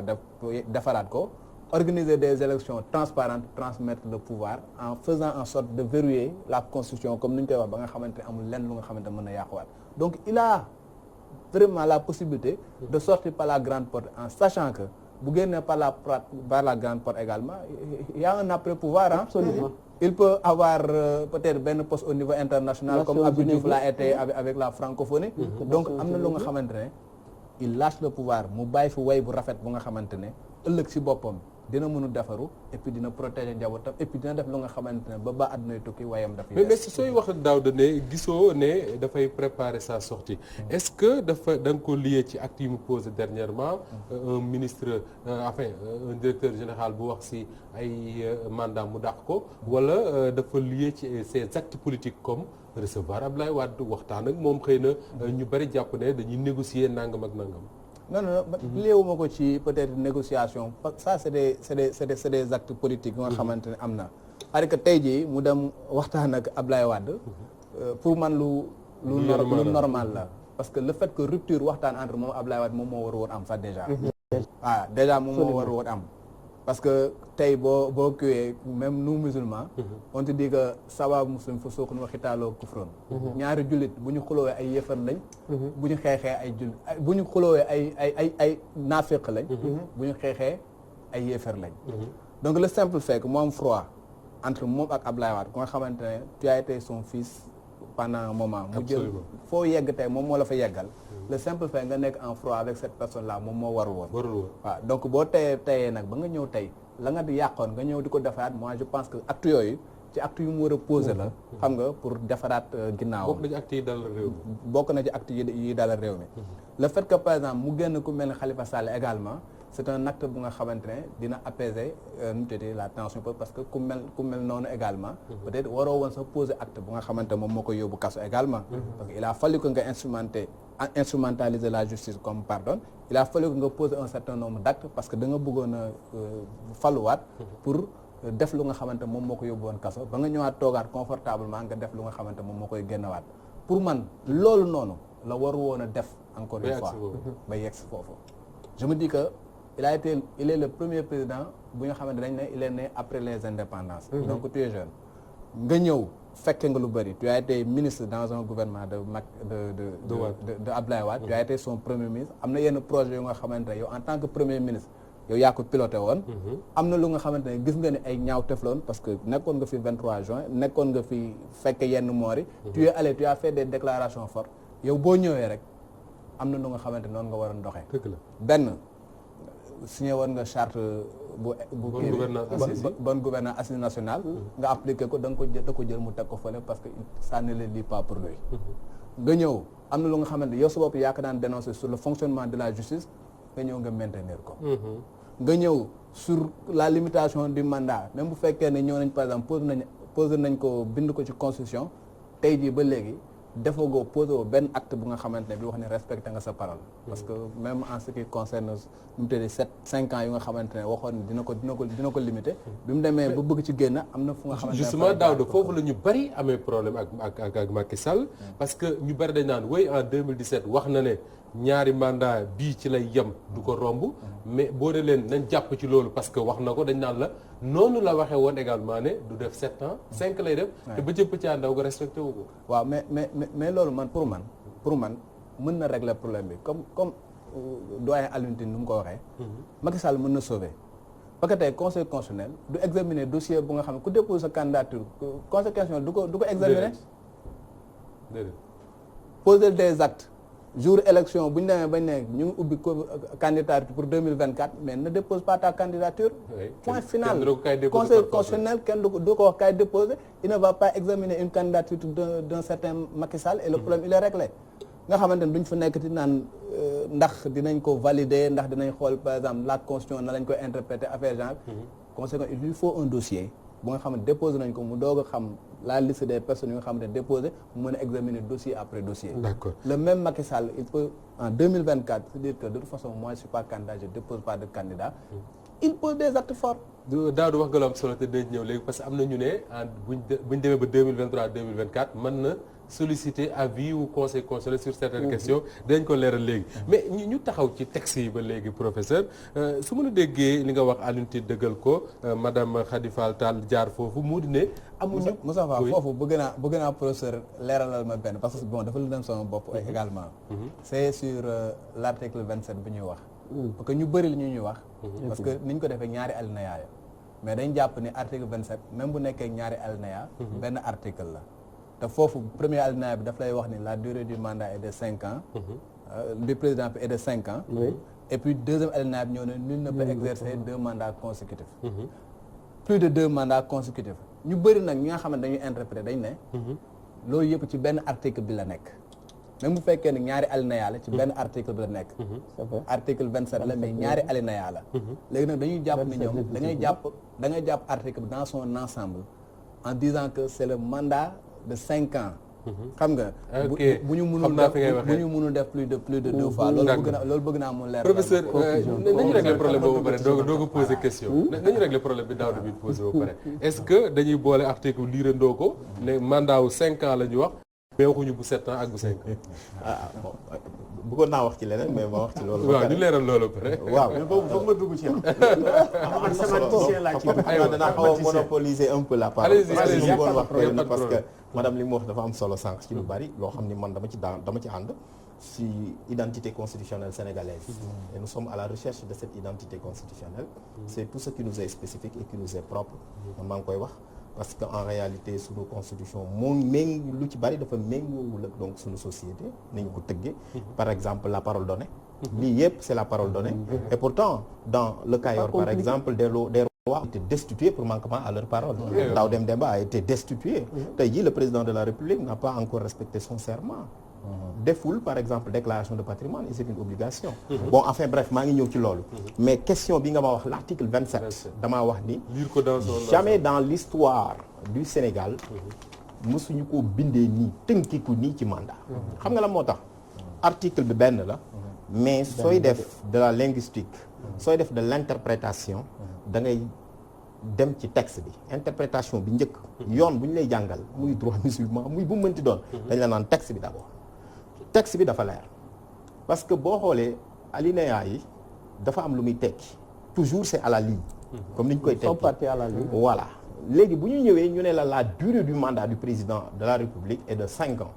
foofu dañu la naan mandat bi jarul ñu koy définir parce que xam nañ ni peuple bee koy joxe donc on définit le mandat en fonction de sa durée mais bu ñu demee à la ligne def alinéa ne la nul ne peut exercer plus de 2 mandats consécutifs foofu on parle du nombre de renouvellement du mandat la durée du mandat et le nombre de renouvellement dañ ko distinguer pourquoi dañ ko distinguer en réalité c'est 2 choses qui se distinguent mais qui se complètent parce que yow miy exercer mandat bi dafa am durée dafa am nombre de renouvellement moo tax ba nga xamante ni tey jii nii le président Macky Sall lenn rek moo ko ci mënoon a génne mooy ñu wutal ko disposition transitoire ne moom mandat bi bokku ci wala rédaction bi ñu indi du doon rédaction boo xamante ni dina mën a permettre ba nga xam ni mu am jiixi jaaxa mais mënul am jiixi jaaxa parce que dama ni formule bi ñu indi c'est une formule négative elle n'est pas positive dañu daan wax toujours donc renouvelable une seule fois mais cette fois-ci dañu ni nul ne peut c'est une rédaction négative. Ça veut dire tout simplement que voilà, on a verrouillé, c'est un verrouillage systématique. Ça veut dire tout simplement que les mandats, qu'ils soient consécutifs, am na ñuy wax consécutif, am na ñuy wax successif, c'est du pareil au même. Cela signifie tout simplement que vous ayez commencé un mandat de 5 ans ou l'entamer, ou bien un mandat de 7 ans, de 10 ans, de 15 ans, qu'importe. L'essentiel est que vous ne pouvez pas faire plus de 2 mandats qui se succèdent ou qui se complètent. Si vous voulez faire un 3e mandat, il faut qu'entre-temps, quelqu'un passe entre vous, n'est-ce pas, et vos mandats. Comme ni ko waa Russie di def par exemple. Très bien, Poutine noonu la ko xamee woon mu koy defee moom ak Medvedev dem nangu nekk premier ministre. Bon, je ne sais pas, c'est antidémocratique am na ñoo xam bu leen ko nguur jaralee mën nañ koo def. Mais li may wax foofu noonu mooy article 27 même article la mais les alinéas, n'est-ce pas, se distinguent et se complètent. Mais cette rédaction négative moom moo ñu permettre ba nga xamante ni tey jii nii du ñu ko mën a wutal passerelle ak pont. Parce que pour nga mën a am passerelle ak pont en matière constitutionnelle disposition transitoire rek moo la ko mën a amal bu ñu fàtte ni nit ñi dañ naan Ablaye Wade amoon na ko mais Ablaye Wade moom dafa amoon disposition transitoire Macky Sall amu ko donc boo amul disposition transitoire c'est le principe de l'effet immédiat dañuy fàtte ni Ablaye Wade bi ñu koy bindal bi muy bind constitution bi amul woon cette formule nul ne peut exercer plus de 2 mandats consécutifs c'est la première fois dama ne la loolu rek doyoon na ci constitution bi suñu nee woon rek nul ne peut exercer plus de 2 mandats consécutifs ñëw même bu ñu ko bindee feneen même ci disposition transitoire yi qu'importe l'essentiel mooy fu ñu ko mën a bind ci constitution gis nga bu ñu ko bindul woon foofu ñu bàyyi ba ci disposition transitoire yi aussi ñu def fa nul ne peut exercer plus de 2 mandats consécutifs dafay dal ci article 27. D'accord alors ñu taxaw foofu jox Alioune parce que am na lu mu bëgg a préciser après ñu ñëwaat ci yow professeur. non xam nga comme ni mu ko waxee ñaari séquence la te séquence yi item yi bokkul bu ci nekk am na item boo xam ne c'est très spécifique fii la durée dañuy wax durée bi nombre de renouvellement fii nombre de renouvellement et formule énonciative bi dafa mel ni sax dafa jël distance totale ça veut dire que mën nga ko tegg ci texte bi fu la neex mën nga ko dugal fu la neex mën nga ko dugal ci kaw dugal ko feneen dugal ko feneen donc amul espèce ou comment dirais-je cohérence ak isotopie comme ni ñu koy wax sémantique entre les deux moo te kat bii ne ci kaw ak bii ne ci suuf amul ci njëriñ. wax naa ki ko def parce que xam nga quand même le 23 juin ñoo ko def. te j'avais quand même et j'ai toujours de bons rapports avec Ismaïla Madior qui m'appelle toujours mon grand. On a dîné ensemble ma ne ko est-ce que mu expliquer ma yow li nga expliqué. te il faut faire attention. à des déclarations yoo xam ne da ko def ce garçon il est intelligent en matière de trucs. Oui, parce que même il a été sollicité au Niger, j'ai été avec lui pour leur truc. li mu def xam na ko gars yi dem di indi yeneen interprétation yoo xam ni ñooñu d'ailleurs dañuy moom wax na li muy wax il a dit 2 fois il dit moi j'ai dit ce que j'ai dit ñii ñu ngi wax lii ñii ñu ngi wax lii léegi comme moom day politique léegi il a sorti une formule politique le dernier mot appartient au président c'est pas une formule scientifique non ma yokk ci benn parce que il y a le député Mamadou Lamine Diallo qui a écrit une question écrite au garde des Sceaux de l'époque dont vous citez en lui demandant est-ce que le mandat de 7 ans fait partie du décompte et la réponse man ba tey jii dafay tey sama xel parce que le ministre a répondu en disant que il ne me revient pas non il y a une réponse vous voulez chercher la réponse à l'Assemblée nationale c'est qu'il ne me revient pas d'interpréter la Constitution il revient au Conseil constitutionnel de le faire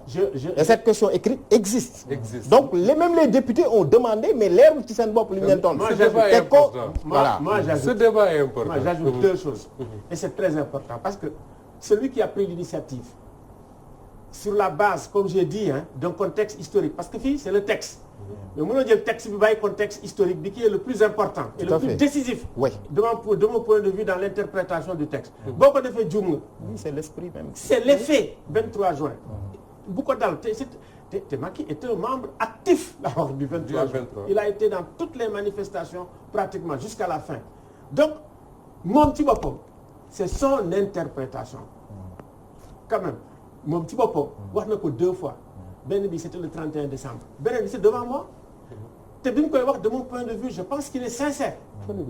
il est sincère quand il le disait. Maintenant nag il faut pas que d'autres viennent troubler l'esprit des gens parce que loolu la il faut fixer Macky dans ses 2 mandats ni ko lii la def et puis son devoir aujourd'hui et c'est ça da ngay am un mandat historique. L'historicité de son mandat, c'est de réformer, de moderniser le Sénégal, de renforcer le Sénégal. Sinon, ëllëg si biir ça va être une menace pour tous. D'accord alors ñu àggale ak professeur avant ñuy ñëw ci soxna Khady Fall Tall li ma doon laaj sànq moo di ne texte yi leer na. le préoccupation bi ci daaw de miin amoon leeral nga ko Alioune Tine leeral na ko mais est-ce que du le danger pour ñun les citoyens sénégalais mooy nañ ma jéggal ñoom classe politique yi mooy la mauvaise foi. Exactement effectivement loolu laa bëggoon wax parce que de toute façon li ñuy wax fii man dama jàpp amoon naa nu mu ko gëmewoon may ñëw mais bi ngeen expliqué leer na sama bopp mais ñoom ba léegi leer na man suñu génnee fii ñu woola ne la sa waaye nangam ak nangam est-ce que le principal problème du seen mauvaise foi foofu laa ñëwee xam nga moo tax toujours taxawaayu peuple dafa am solo pour man le débat il est éminemment important parce que damaa jàpp ni man depuis président Macky Sall moom mu ni mënul réduire mandat man loolu musuma cee d'accord ak moom parce que c'est l'homme le plus renseigné au Sénégal le président Macky Sall un courrier confidentiel mën na ko bind tey conseil constitutionnel président ni ko est-ce que sama mandat bi mën naa koo wàññi wala ko wàññi mu répondre ko confidentiellement le lendemain kon pendant 4 ans bu ñu ci toogoon di wax naan dina ko wàññeek du ko wàññi ba kii ñu toog ba benn jour mu ne mënatuma dugg ci loolu ñu toog fii nii même la faculté de droit s'était rebellée ñu ne président de la conseil constitutionnel de rendre avis décision etc ñu ñëw ñu def ci constitution bi ñu désormais le président peut saisir le conseil constitutionnel par avis ñu dem ci loi organique bi nga xam ne moo tënk conseil constitutionnel moom conseil constitutionnel bi nga xam ne moo koy saytu mu bàyyi ko mu jàll ñu def fa ci article 24 le conseil constitutionnel rend des décisions en toute matière moo ci ne fi mu ne nii man mu jaaxal ma trop ma ni kon am na lu ñuy préparé parce que am na avis bu ñu ko fi bëgg a laaj xaw ma kañ lañ ko bëgg a laaj peut-être 2003 la wala 2002 léegi nag wax ji man dama cee d'accord ce n'est pas une question de juriste ce n'est pas une question de sociologue mais c'est une question de citoyenneté xam nga bi ñuy defar constitution États-Unis mooy les pères fondateurs Jefferson Washington Jay Madison bi ñu toogee ñoom ñëpp dañoo toog di defar nekk li ñuy tuddee assemblée constituante benn daam ñëw ne leen yéen lu ngeen di def mu ne ko ñun dañuy réfléchir sur la constitution des États-Unis mu ne su paree pour lan la mu ne ko mais loolu dafay tënk ni États-Unis di doxe waaye mais à condition que yéen ngeen xam ko ba pare mën ko yéen askan bi am na solo très bien loolu la ko wax moo tax tey soo xoolee Amérique mënoo faa def li nga xamante ni bëgg nga ko fa def parce que seen constitution date de 1787 mais ñun tey jii boo ñëwee tey suñu constitution ni ñu ko tënkee dafa am lu ci sooxe déjà cër yëpp dañ ko jox président de la république te tamit président de la république dañ ko jox cër yoo xamante ni ba nga xamante ni constitution bi suñ koy laal quasiment moom moo koy laal moo tax ma ni référendum bu 2016 dafa indi lu bees dafa ni la durée du mandat du président de la république le nombre de renouvellement ainsi que le mode d'élection du président de la République ne peut faire l'objet de révision constitutionnelle ba ma ko waxee bi ñuy laal indi parrainage pourtant dama ne leen woon man boobu mi ngi ma fekk jour may jàngale ñu ñëw wax ma ko ma ne loolu mënta ne ñu bëgg laal parrainage ma ne leen def nañ ci constitution bi loo xam ne dañoo caabi mode d'élection du président ma ne leen mode d'élection du président de la République du mode de suffrage du mode de scrutin conseil constitutionnel ci boppam moo ko wax nee na le mode d'élection intègre n'est-ce pas même la campagne électorale kon parrainage ci la bokkoon pourtant dañ koo salfaañee dem réviser constitution bi foofu day indi sa question ma dellu si pour rabattre pour nekk dans le cadre mooy démocratie c'est une affaire de gentleman et de grande dame gis nga affaire bi affaire de nit la et de comportement mais gis nga boo fekkee da ngaa am ay pouvoir yoo xamante ni ils sont de mauvaise foi forcément dinañ jël ñeneen ñu interpréter les textes parce que textes yi tey jii nii ay xam-xam boroom xam-xam ñoo koy tënk mais boroom xam-xam boo xam ni bëggul a teg li nga xamante ni lii mooy jëmal kanam wala askan su ko dëppee aussi xam-xam bu jubul voilà c'est ça dañ koy dëpp ba nga xam ni tey jii nii lenn la ñu mën a am il faut que les gouvernants ñi nga xam ne ñu jiite Sénégal wala ñoo koy jiite lu ñu bind wala loo xam ne lu ñu teg wala loo xamante ne dafa am un contexte ñu dem ci ñu war ko mën a respecter loolu nag il faut mu am taxawaayu peuple dafa am solo parce que man li tax may wax sax sur les plateaux dama yàpp ni dama gëm ni tey savoir bi nga xam ne mooy droit constitutionnel il faut le populariser la popularisation de ce savoir ba nga xam ni tey li may wax naan toujours le 23 juin dañ koy tuddi le patriotisme constitutionnel dañu naan jour boobu la constitution est descendue du ciel pour atteindre atteindre le cœur des Sénégalais. parce que ku ne da nga génn ni constitution bu ko kenn laal. même ñi ko mës a gis ñi ko mës a lire. xamuñu loolu mais au moins tey jii nii dama jàpp ni c'est une question de bonne foi xam nga la moo tax nag sànq dama ñëwoon dina wax la psychologie de l'homme politique africain. gis nga li Condé bëgg a def Alassane Ouattara bëgg ko def Bouteflika toogoon bëgg ko def. mais ñun aussi mais Sénégal aussi ci même géographie bi la nekk. absolument te aussi ñun tey jii nii tey bu fekkee ni tey par exemple li nga xam ni dund nañ ko sur la réduction du mandat. mais loolu la ñuy bëgg a dundaloo la réduction du mandat dañ ne woon président wax na ko dina ko def. ñu dem ba ci biir ñu ne mënatu ko tey jii nii benn mandat bi aussi tey jii mandat bi jeex na ñu ne non jarul mu koy wax. parce que ku ko wax dañ koy kii mais non il faut ñu wax ko régler ko mu jeex. ni ñu koy régler mooy lan président de la république xam na ni mënut a présenté te man dafa am lu ma tiital. xam nga tànk da nga laaj Daouda man dama nekkoon ci benn rajo jour prestation de serment bu président de la république. mais président de la république soo ko dégloo moom dafa wax la légitimité sur la légalité jour boobu. ñu mu ne nañu bàyyi peuple yi di décider.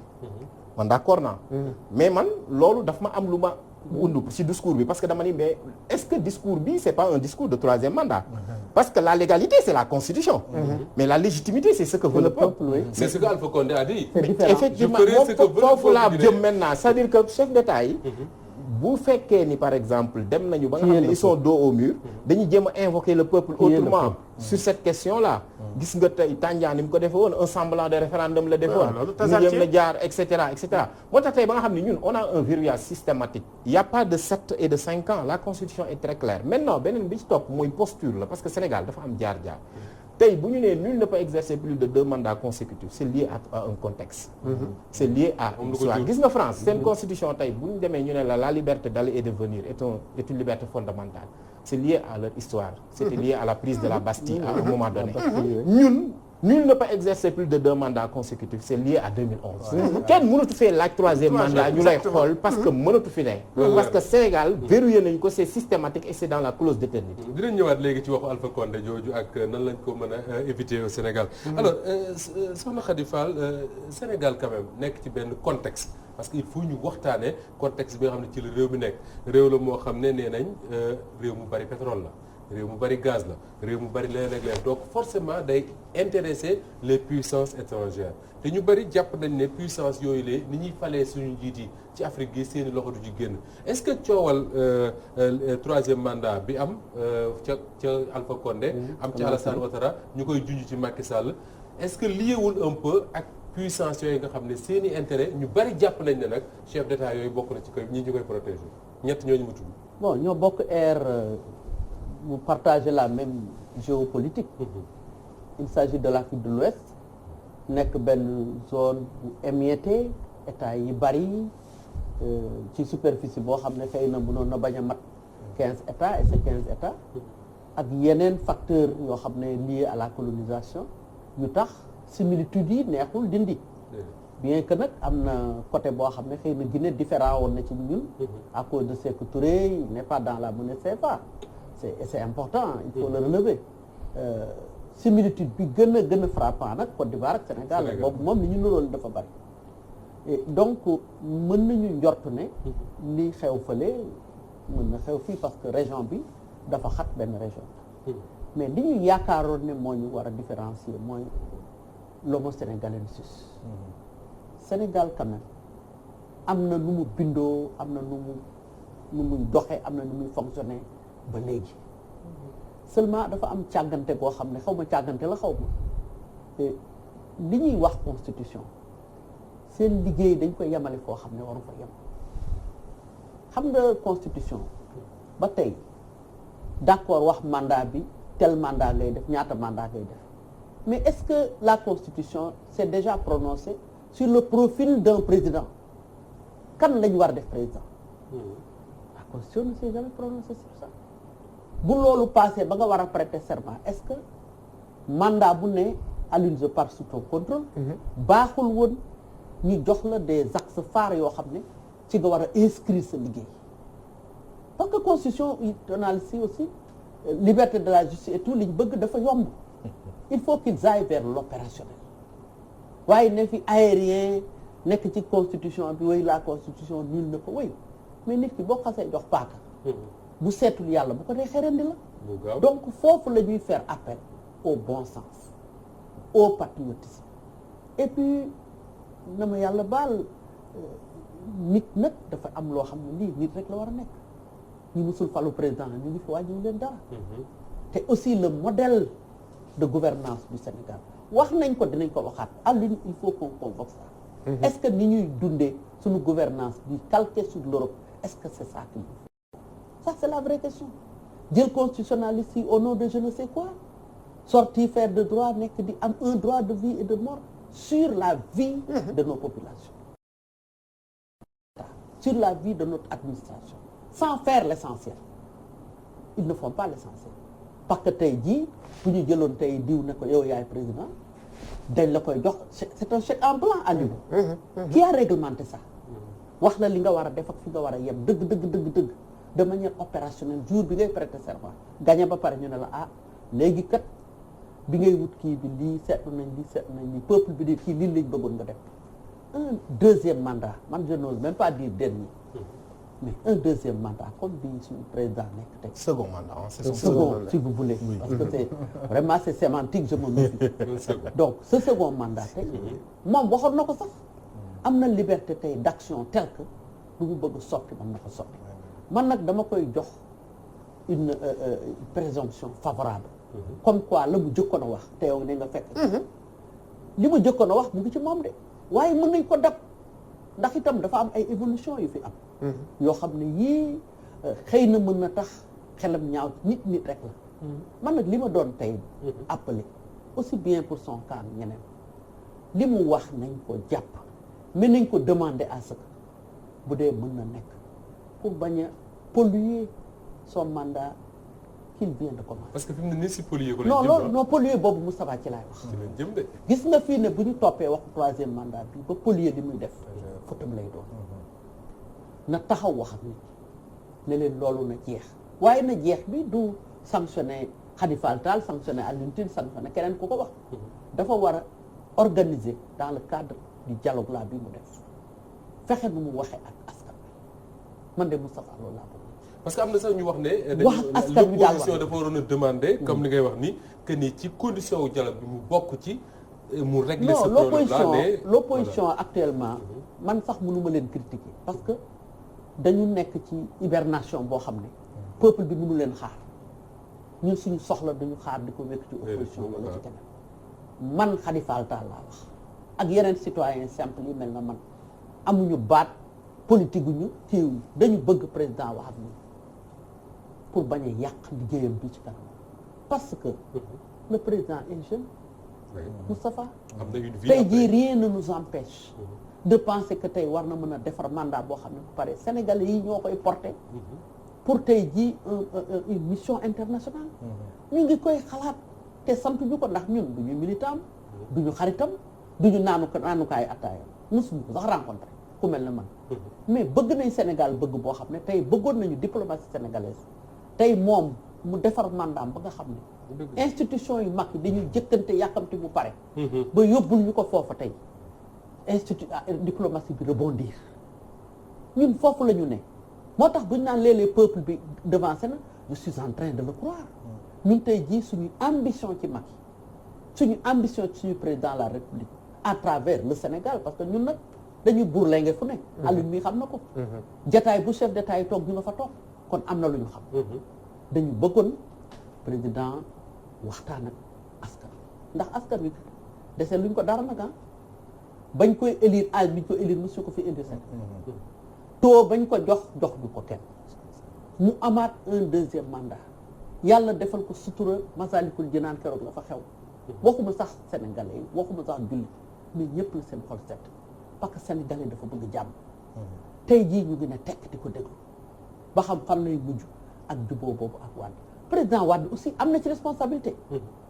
lii bu demee nii tey comme wax ci commencé ci président Wade war na waxtaan wan ko ne ko tey kat comme jiixi jaaxa commencé na te yow yaa ngi soog a tàmbali sa mandat bi nga xam ne rassurer ñi Moustapha c'est ça qu'il faut mu rassurer ñi li des ci mandat mu bari na bariwul ñeenti at lu ne xet na ci bariwul pour ñu yàkkamti waaye ñi mësul yéeg bay wàcc xam nga la meilleure façon pour bañ a daanu bañ a wàcc mooy bañ a yéeg la plupart des Sénégalais yéeguñu bay wàcc kon boog na xool ci ñun waxtaan ak ñun dalal suñu xel won ñu ne ñun kat tey jii dialogue bee ma def dama ko def pour am des outils. est-ce que souvent nag suñu classe politique bi du fii ngay waxee ni foofu lañ amee problème c'est-à-dire que dañ fàtte Sénégalais yi nga xam ne defaloo leen dara joxaloo leen dara dañ lay fal ba pare altine ñu dem liggéeyi bàyyi la sa jàmm. Moustapha 2-3 jours après les élections wax naa ko dans la radio publique lii ma wax te booba kenn xalaatul waxu dialogue kenn ñemewu ko wax nii ma ko waxee fii laa ko wax ndax itam ñun dañu gën a libre les politiques man fii ne bu ma jógee fii dem yor lu ma kenn dara xalaatuma bataillon politique bu may critiquer xalaatuma décret boo ma yéegaloon di ma wàcce xalaatuma loo ma joxam di ko naw donc loolu dafa am solo ci askan encore nag bari na sénégalais yoo xam ne Moustapha dañu noppi te réew mii ñu war a wax ñoo noppi ñu war a noppi ñoo wax et c'est un grand problème ñi xam dëgg-dëgg li ñu war a wax ñu ngi noppi toog di xaar donc dafa war a may xel ñooñu bàyyi leen xel seet naka la war a def pour woote moom ci boppam def déclaration sur ça mu yem fi alors bu fi yemee ça lui permet nag maintenant d'ouvrir un boulevard de travail sur la base de ce qui sortira de la concertation encore que la concertation du ma wax ne c'est biaisé mais elle est purement politique te loolu baaxul ci dëkk politique rek la baaxul ci dëkk d'accord alors Alioune Tine ñu bari dañ ñuy seetaan dañ naan ñu yéen a ngi wax deuxième mandat ñaari mandat doy na mais pour ñoom lan mooy danger wu am président bu mu def ñaar ba ñetti mandat dafa am danger dafa am lu muy yàq ci réew président am ñetti mandat xam nga bu ñu seetloo Afrique. parce que Kigali seen président ma nga fa mu ngi. oui l'Afrique centrale moom la fa ne ma ñëw. fii amoon nañ temps dans les années 60. de l'est de ba l'Afrique 90 centrale. ñu am ay président à vie. du xamoon ngeen fi Jean Bédel Bokassa nu mu mujjee. crime yi jëkk am moom la. France mujj ko gën du xam ngeen Idi Amin Dada. lu mu mujjee. ak ñeneen période boobu ba dans les années 90 boo demee Mali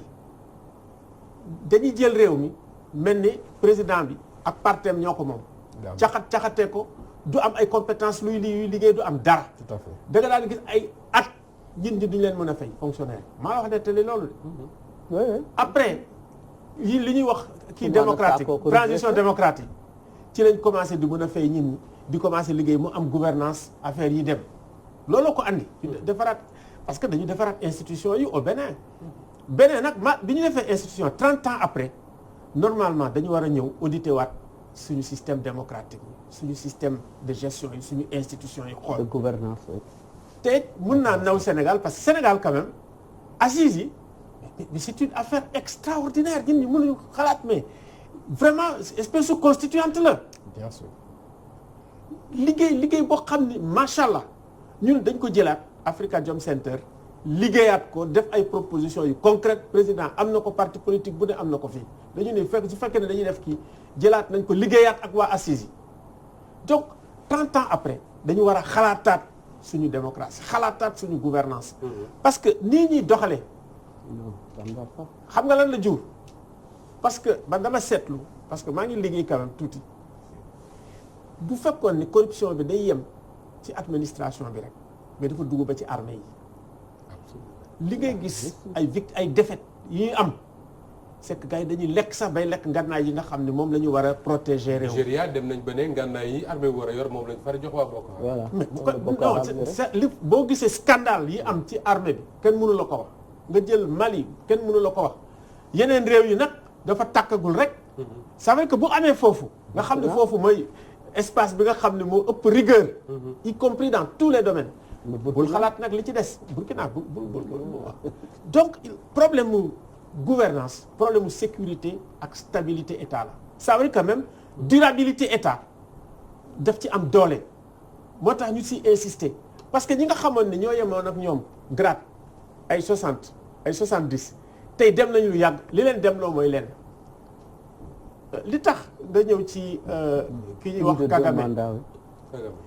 Kagame bu ñu fàtte leen ci génocide la jóge effectivement bu ñu fàttewaat ñaar militaire la soo jëlee militaires yi jël pouvoir yépp kenn du ci dem jëlal ñëpp muy ñoom Museveni muy ñoom jël leen ñoom ñëpp. ba ci ATT sax lañ ko faa jëlee. ATT ak kii nu mu tuddati Yaya Jammeh ak Blaise Compaoré ñoom ñëpp seen xalaat noonu lañ dafay mel ni ñoom dañ leen kii pour ñu nekk pour de bon. Maintenant il fait de très bonnes choses dans la gouvernance ouais. Et beaucoup de choses contestables en matière de démocratie et droits humains. Attention foofu nag il faut léegi comme am na image boobu dafa war a yëkkati tànka commencer libérer affaires yi ndànk-ndànk ba pare préparer des parents parce que boo jëlaan par exemple Algérie noonu la meloon mais loolu ils sont dans la rue tout le temps am na ay pays yu mel noonu mais pays bu ne yow doo yàlla doo yenent te it nguur yàllaa koy jox am na un jour foog nga dem donc da ngay préparer sa bopp ne nguur gi telle date la tel kii laa ko jeexal te moomu ma ko dañ ma ko dénk lu ñu la dénk la réew mi moo la koy dénk te li nga ñëw ci problème mu légitimité c'est extrêmement important parce que dañu ñëw ci césarisme démocratique ak Napoléon III xam nga populisme africain bi foofu la ne ça veut dire da ngay jël légitimité nga ne man peuple bi moo ma fi teg mais maintenant le concept de peuple sax ngay examiner voilà qui est le peuple est-ce que mooy sa électeur parce que en fait yow loolu la 58% nga am c'est pas tous les Sénégalais c'est pas le peuple c'est pas beaucoup waaw peuple bi concept politique la et c'est un concept abstrait am na ko peuple sociologique kooku tam am na mais kooku moom mooy boo gisee ñi génn ci mbedd mi ñu xool leen mun leen a palper ñuy wax li ñuy wax ñu xam lan la ñuy wax les citoyens pris individuellement te bu ñu nee peuple bi mais yow même bu fekkee ne da nga am sa parti c'est ça qui est important te nga ne peuple bi moom a fi teg da nga yeewu suba rek far partisan nga nekk chef d'état da nga koy def mu nekk un état neutre mu nekk un état impartial ñun ñi commencé di liggéey même bu fekkee ne yow sax magistrat nga ne bon fii am na ay magistrats yoo xam ne dañu ko bokk ci ay partis politiques en France mais wala aux États-Unis mais bu ñu nee ba magistrat ba nga xam ne sol nañ seen mbubu magistrat toog dañuy impartial mais fii suñu fonctionnaire bi suñu kii bi dañuy ñëw mel ni état bi ñoom ñoo ko moom ñoo ci ëppal ñi ci ñëpp ci bokk léegi li nga xam ne moom la ñu war a tabax ñun ci loolu la ñuy liggéey c'est-à-dire comment construire un en commun loo xam ne ñun ñëpp ñoo ko bokk te en commun c'est très important nga xam ne mooy li ñu bokk ça veut dire que même suñu divergence yi sax dañ koy bokk boole ci l'en commun xalaat yooyu nag la ñu war a xalaat pour seet nan la ñuy fexe ba nga xam ne bu ëllëgee dinañu moderniser Sénégal renforcer le vivre ensemble parce que même ci pétrole bi ak lépp parce que danger yi dañu bari menaces boo jëlee les compagnies pétrolières là bés bu ngeen féewalee di am progrès rek ñu kontaan ils se frottent les mains li ñu la cokkalante nii la ñuy def jox kii dara jox leen ay ngànnaay manque seen gaz beeg seen pétrole bi yëpp du ngeen ko gis ngeen di reyante du ngeen gis dara du ngeen ci am dara Congo nga ne ñi ëpp alal ci Congo ci àdduna bi amul lu ne am na fa lépp fa ña na koy profité wu étranger dañuy ñëw damay toog bi yàgg ma xool ñu ni sommet Union soviétique sommet li gars yi ni opportunité yi nga ñëw ñu ne lay waaw léegi dañ lay jàng ay gànnaay soxlawuñu gànnaay wax dëgg yàlla soxlawuñu ay gànnaay pour faire quoi voilà pour faire quoi te léegi gànnaay def fi fees del dañ ko jaay bàyyi à africains yi ñuy reyante ñoom ñu jël alal africains yi di ko séddoo ñuy suñu doom yi di daanu ci géej gi di nefu defu ne il faut ñu delloo si waat suñu xel te tey li ma gis mu commencé ci Sénégal jeunes yi laa gis ñu nekk di def lu mel ni opposition amuñu mënuñu mais seen gëm-gëm rek tey ñi nga xam ne ñu ngi nekk ay guinéens nekk fi représenté seen front bi de défense ñan la ñuy seeti gisuma ñu seeti parti politique ay Y'en a marre mais loolu moo étonné Alioune Tine lan moo tax man seeti la Guinée Conakry ñuy poser un débat sur le 3e mandat la classe politique Sénégal ba léegi déggagoo ñu àddu ci man loolu jaaxal na ma dégguma ci tey sax tey kii ñëw na seet si dégg naa ko ci pour que dem mais non mais que caat dégg naa ko si mais classe muy même suñu président temps ñu nekk CEDEAO moo doon toppatoo affaire Ghana Guinée ngi nii bés bu amee problème fii la ñuy jëm si donc bañ a toppatoo Guinée dafa mel ni dañ bañ a toppatoo suñu bopp donc classe politique bi moi je me rappelle dañu ne Alpha Condé dañ ko jàpp man maa créé woon coordination bi sur le plan pour génne ko mais je te jure bi ma nee conférence de presse dama tiit ñoom Niass Djibo Ka yal na ko yàlla yokk leeram Idrissa Seck ñëpp a ñëw toog ñëpp a ko jàppale ma ne ñun am nañu droit tey comme ñoom am nañ problème ñu dem seet nan la ñuy fayee seen taal mais mieux ñun bi suñu taal bi tàkkee diggante Wade ak le président Macky Sall mais moom moo ci taxaw donc toog nii rek na ñun duñ ci seetaan mën na am may comprendre que effectivement ku mel ni Alpha Condé c'est pas quelqu'un de très confortable xam naa ci dara voilà mën na am sénégalais yi mais nañu tenté sax seet nan la ñuy def parce que vraiment ñun ak Guinée yi ay mbokk lañ te temps yi tamit am na loo xam ne aussi mu ngi fay am jàpp nañ ay étrangers yu bari ay jàpp nañ ay Guinée Bissau guinéen ay sénégalais ça fait plus de 40 mel ni ñoom léegi ñu ngi wut ay bouc émissaire ci étrangers yi te loolu tam dañ ko war a wax CEDEAO da ko war a wax FOSCAO da ko war a wax ñëpp wax ko def na des choses plus graves sax ci affaire pastoralisme beeg yooyu yëpp contre des pays voisins oui. mais on était en train de s'en occuper est-ce que bu fekkee ne suñu classe politique bi rawatina jiital réew mi waxul ci yu mel noonu c'est parce que débat boobu dafa gênant pour moom débat au troisième mandat. waaw mooy loolu lépp rek xam nga Moustapha nit dina toll foo xam ne ay bokk ma koy dimbali Alpha Condé commencer par son cas il est tout à fait urgent que le Sénégal xaw ma nag ban composant dimbali ko pour je ne sais pas ban format lay jël àll pour intervenir pour ñu demander daal de revenir vraiment au calme parce que ñi may déggee les informations en sourdine ñi may recevoir fan yi yëpp de ce pays là ne sont pas rassurants mais doon na gën a rafet par exemple ku mel ni président Wade parce que tam mu ngi fi écoutez et c'est une voix qui compte et il pèse seet naka la mën a waxee ak Macky wala moom ci boppam sax mu wax ci Alpha Condé xaw ma par quel format xaw ma par quel kii bon je pense qu'il faut essayer d'aller dans ce sens te wàll ci boppam ndax itam bi élection yi jub si dégg nañ ko fa te nag àddina nag moom joxantey loxo rek am na loo xam ne lii bu fekkee am na latitude di ko wax ci suñuy élection ak booba tension bi ni mu mel ci Sénégal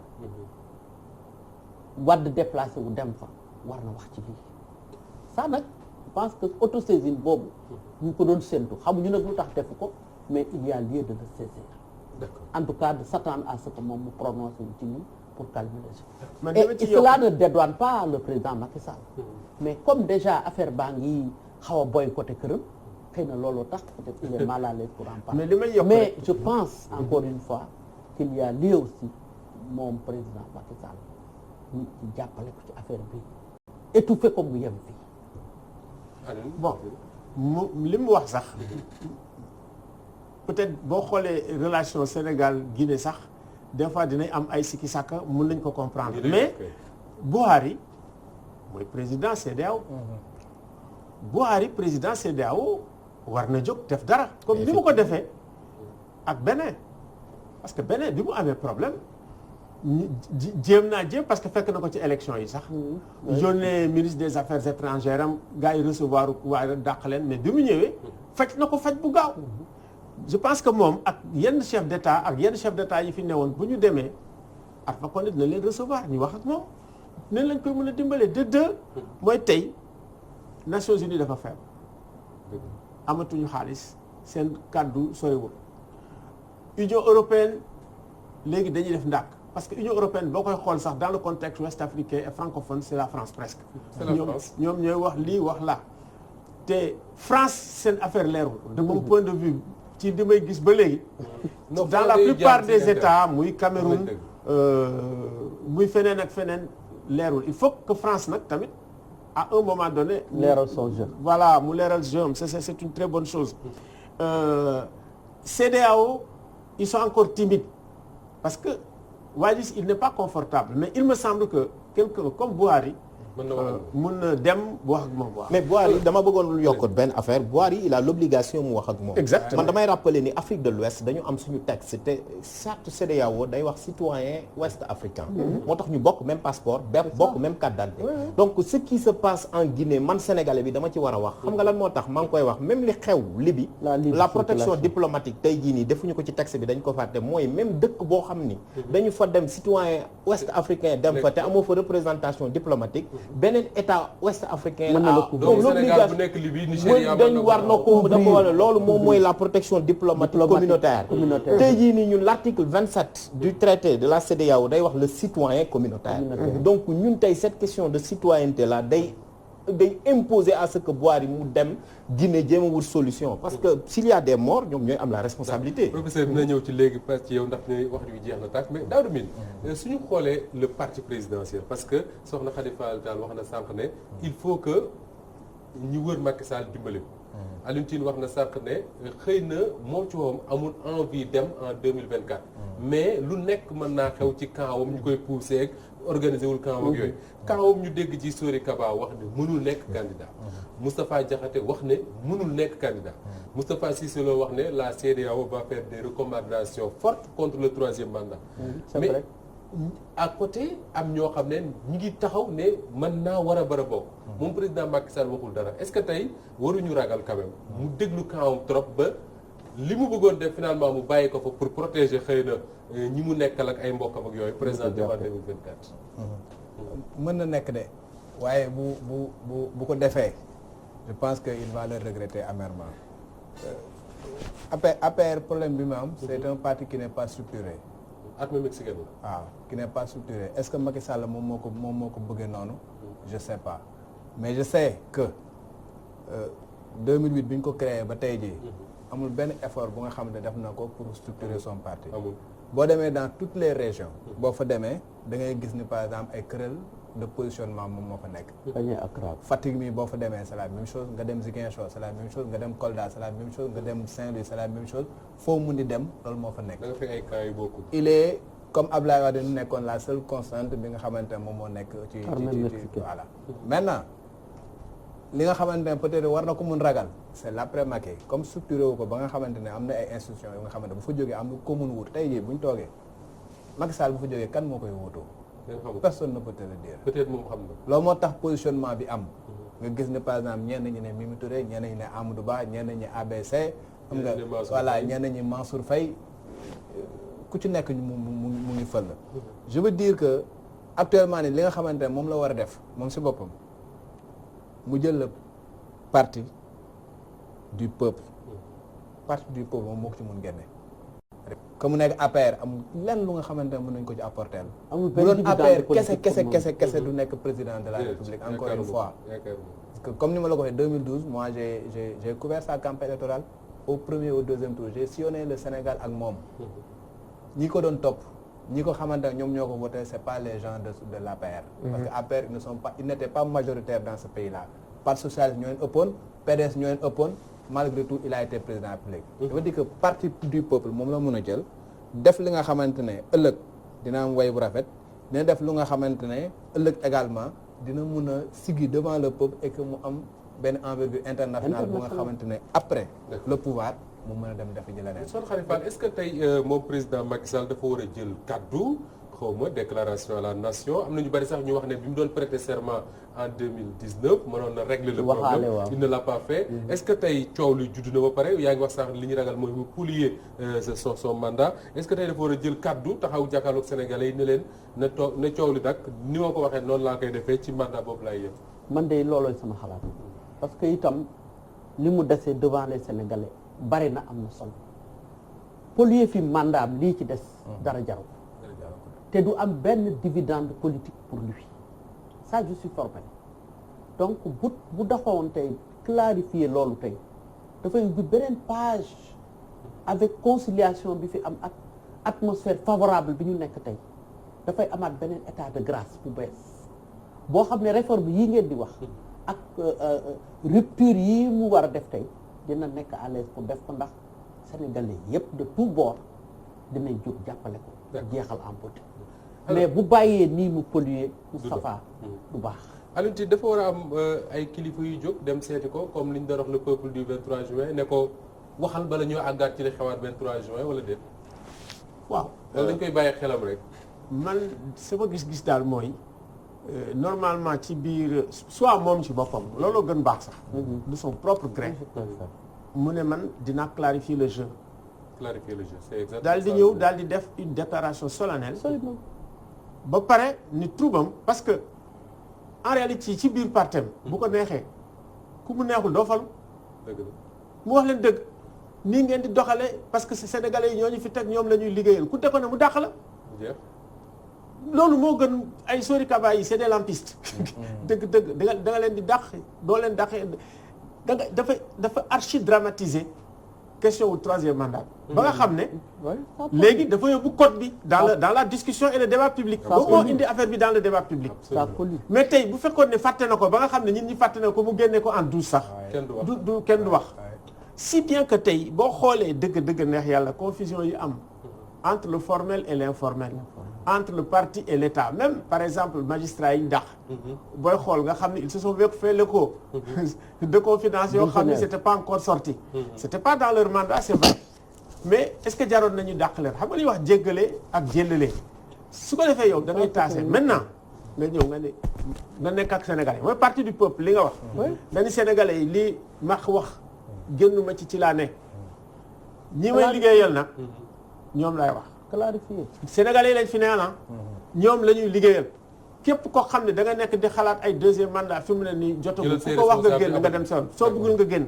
mais dañuy liggéey lii mooy suñu agenda suñu chronogramme ngi li ci des bariwul lii lañ bëgg def bëgg voilà. alors professeur il faut que nga leeral ñu lenn ñu yëkkati ko jotaay bi mooy tey bu ñu demee ba 2022 2023 président Macky Sall toog ba mu nekk ko rek mu ne day def comme ni mu defoon ci mandat wu 5 ans ba 7 ans bind conseil constitutionnel parce que ñeme nañ ko nag ñoom politique li nga wax ne leer na yëpp ñoom ñeme nañ ko bind conseil constitutionnel ne ko est-ce que mën naa présenter am na ñu ne bu boobaa conseil constitutionnel danaan ko mën nga ko est-ce que tey loolu éventualité boobu mën na am. alors question boobu neex na ma trop mais ma yokk lenn. c'est que jour prestation serment du président Macky Sall dafa am man lu ma seet. tey question troisième mandat Macky Sall ñun dafa amee loon njukkal Sénégal xam nga la moo tax parce que moom Afrique gépp da leen a invité. xam nga ñun dañuy ne ñun suñu démocratie comme li ko soxna si wax rek sama yaay ji parce que li mu wax am na solo. ñun suñu démocratie sociale dafa panne.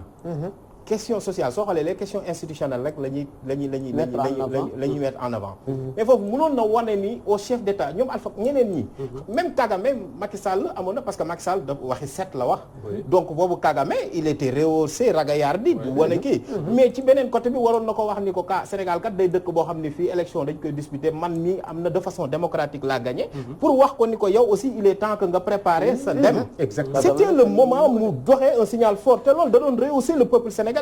mais man gisuma loolu moo tax question mandat bi daf ko esquiver. donc li ngay wax ni dafa am solo. man pour man le président Macky Sall man je suis dans les principes. c'est-à-dire que moom bu toogee ba question bii nii moom waxu ci tey dans son propre camp parce que dans son propre camp tey ñi ñu sanctionné mooy ñi nga xam ne dañuy wax ci mandat bi ni mënu koo def. léegi tey nee naa leen dañoo jël une loi organique sur le conseil constitutionnel dañ ko réorganiser. 5 membres la woon ñu yóbbu ko 7. ñu ni conseil constitutionnel day joxe ay avis. parce que problème amoon na fii ñu naan avis décision ñu yaakaar ni réglé nañ ko mais dañoo dem ci loi organique ba ñu ne. conseil constitutionnel même bu ñu ko laajee avis décision lay joxe. muy article 24. loolu ñun en droit dañu naan c'est laisser passer le chameau et filer le moustique. luñ ci wundu mooy fii ba 2023. Macky Sall mën na jékki-jékki ni conseil constitutionnel est-ce que sama mandat bu 7 ans bi ci la bokk. léegi nag. conseil constitutionnel mooy décider en dernière instance. ña fa nekk ñëpp du ñu ay constitutionnalistes mais les questions constitutionnelles transcendent tout le monde. parce que dama ko wax sànq. c'est pas parce que constitutionnaliste nga yaa ci war a wax wala quelque chose comme ça. boo xoolee les meilleurs présidents de conseil constitutionnel en France et cetera du ñu ay constitutionnalistes. ay même juristes de droit privé lañu. ay Badinter et cetera. mais su ko conseil constitutionnel ñëwee def une lecture boo xam ne da ko def de façon souveraine. parce que conseil constitutionnel mooy décider en dernier ressort. mais su boobaa noonu man li ma jàpp man mooy président Macky Sall su fekkee ni Sénégal ñor na ko.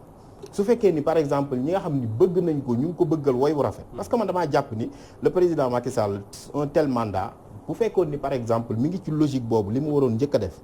mooy ñëw ni par exemple man kat dootuma doon chef de parti. ça devrait être le premier signal fort.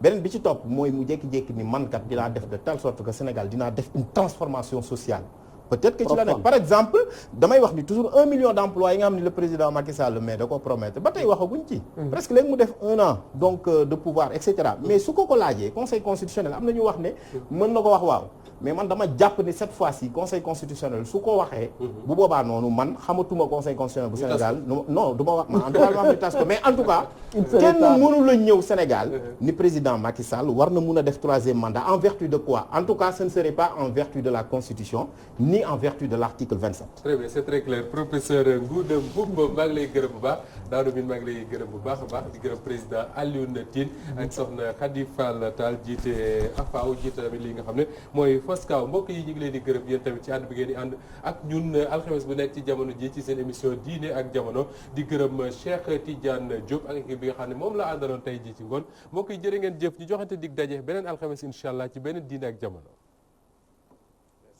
merci beaucoup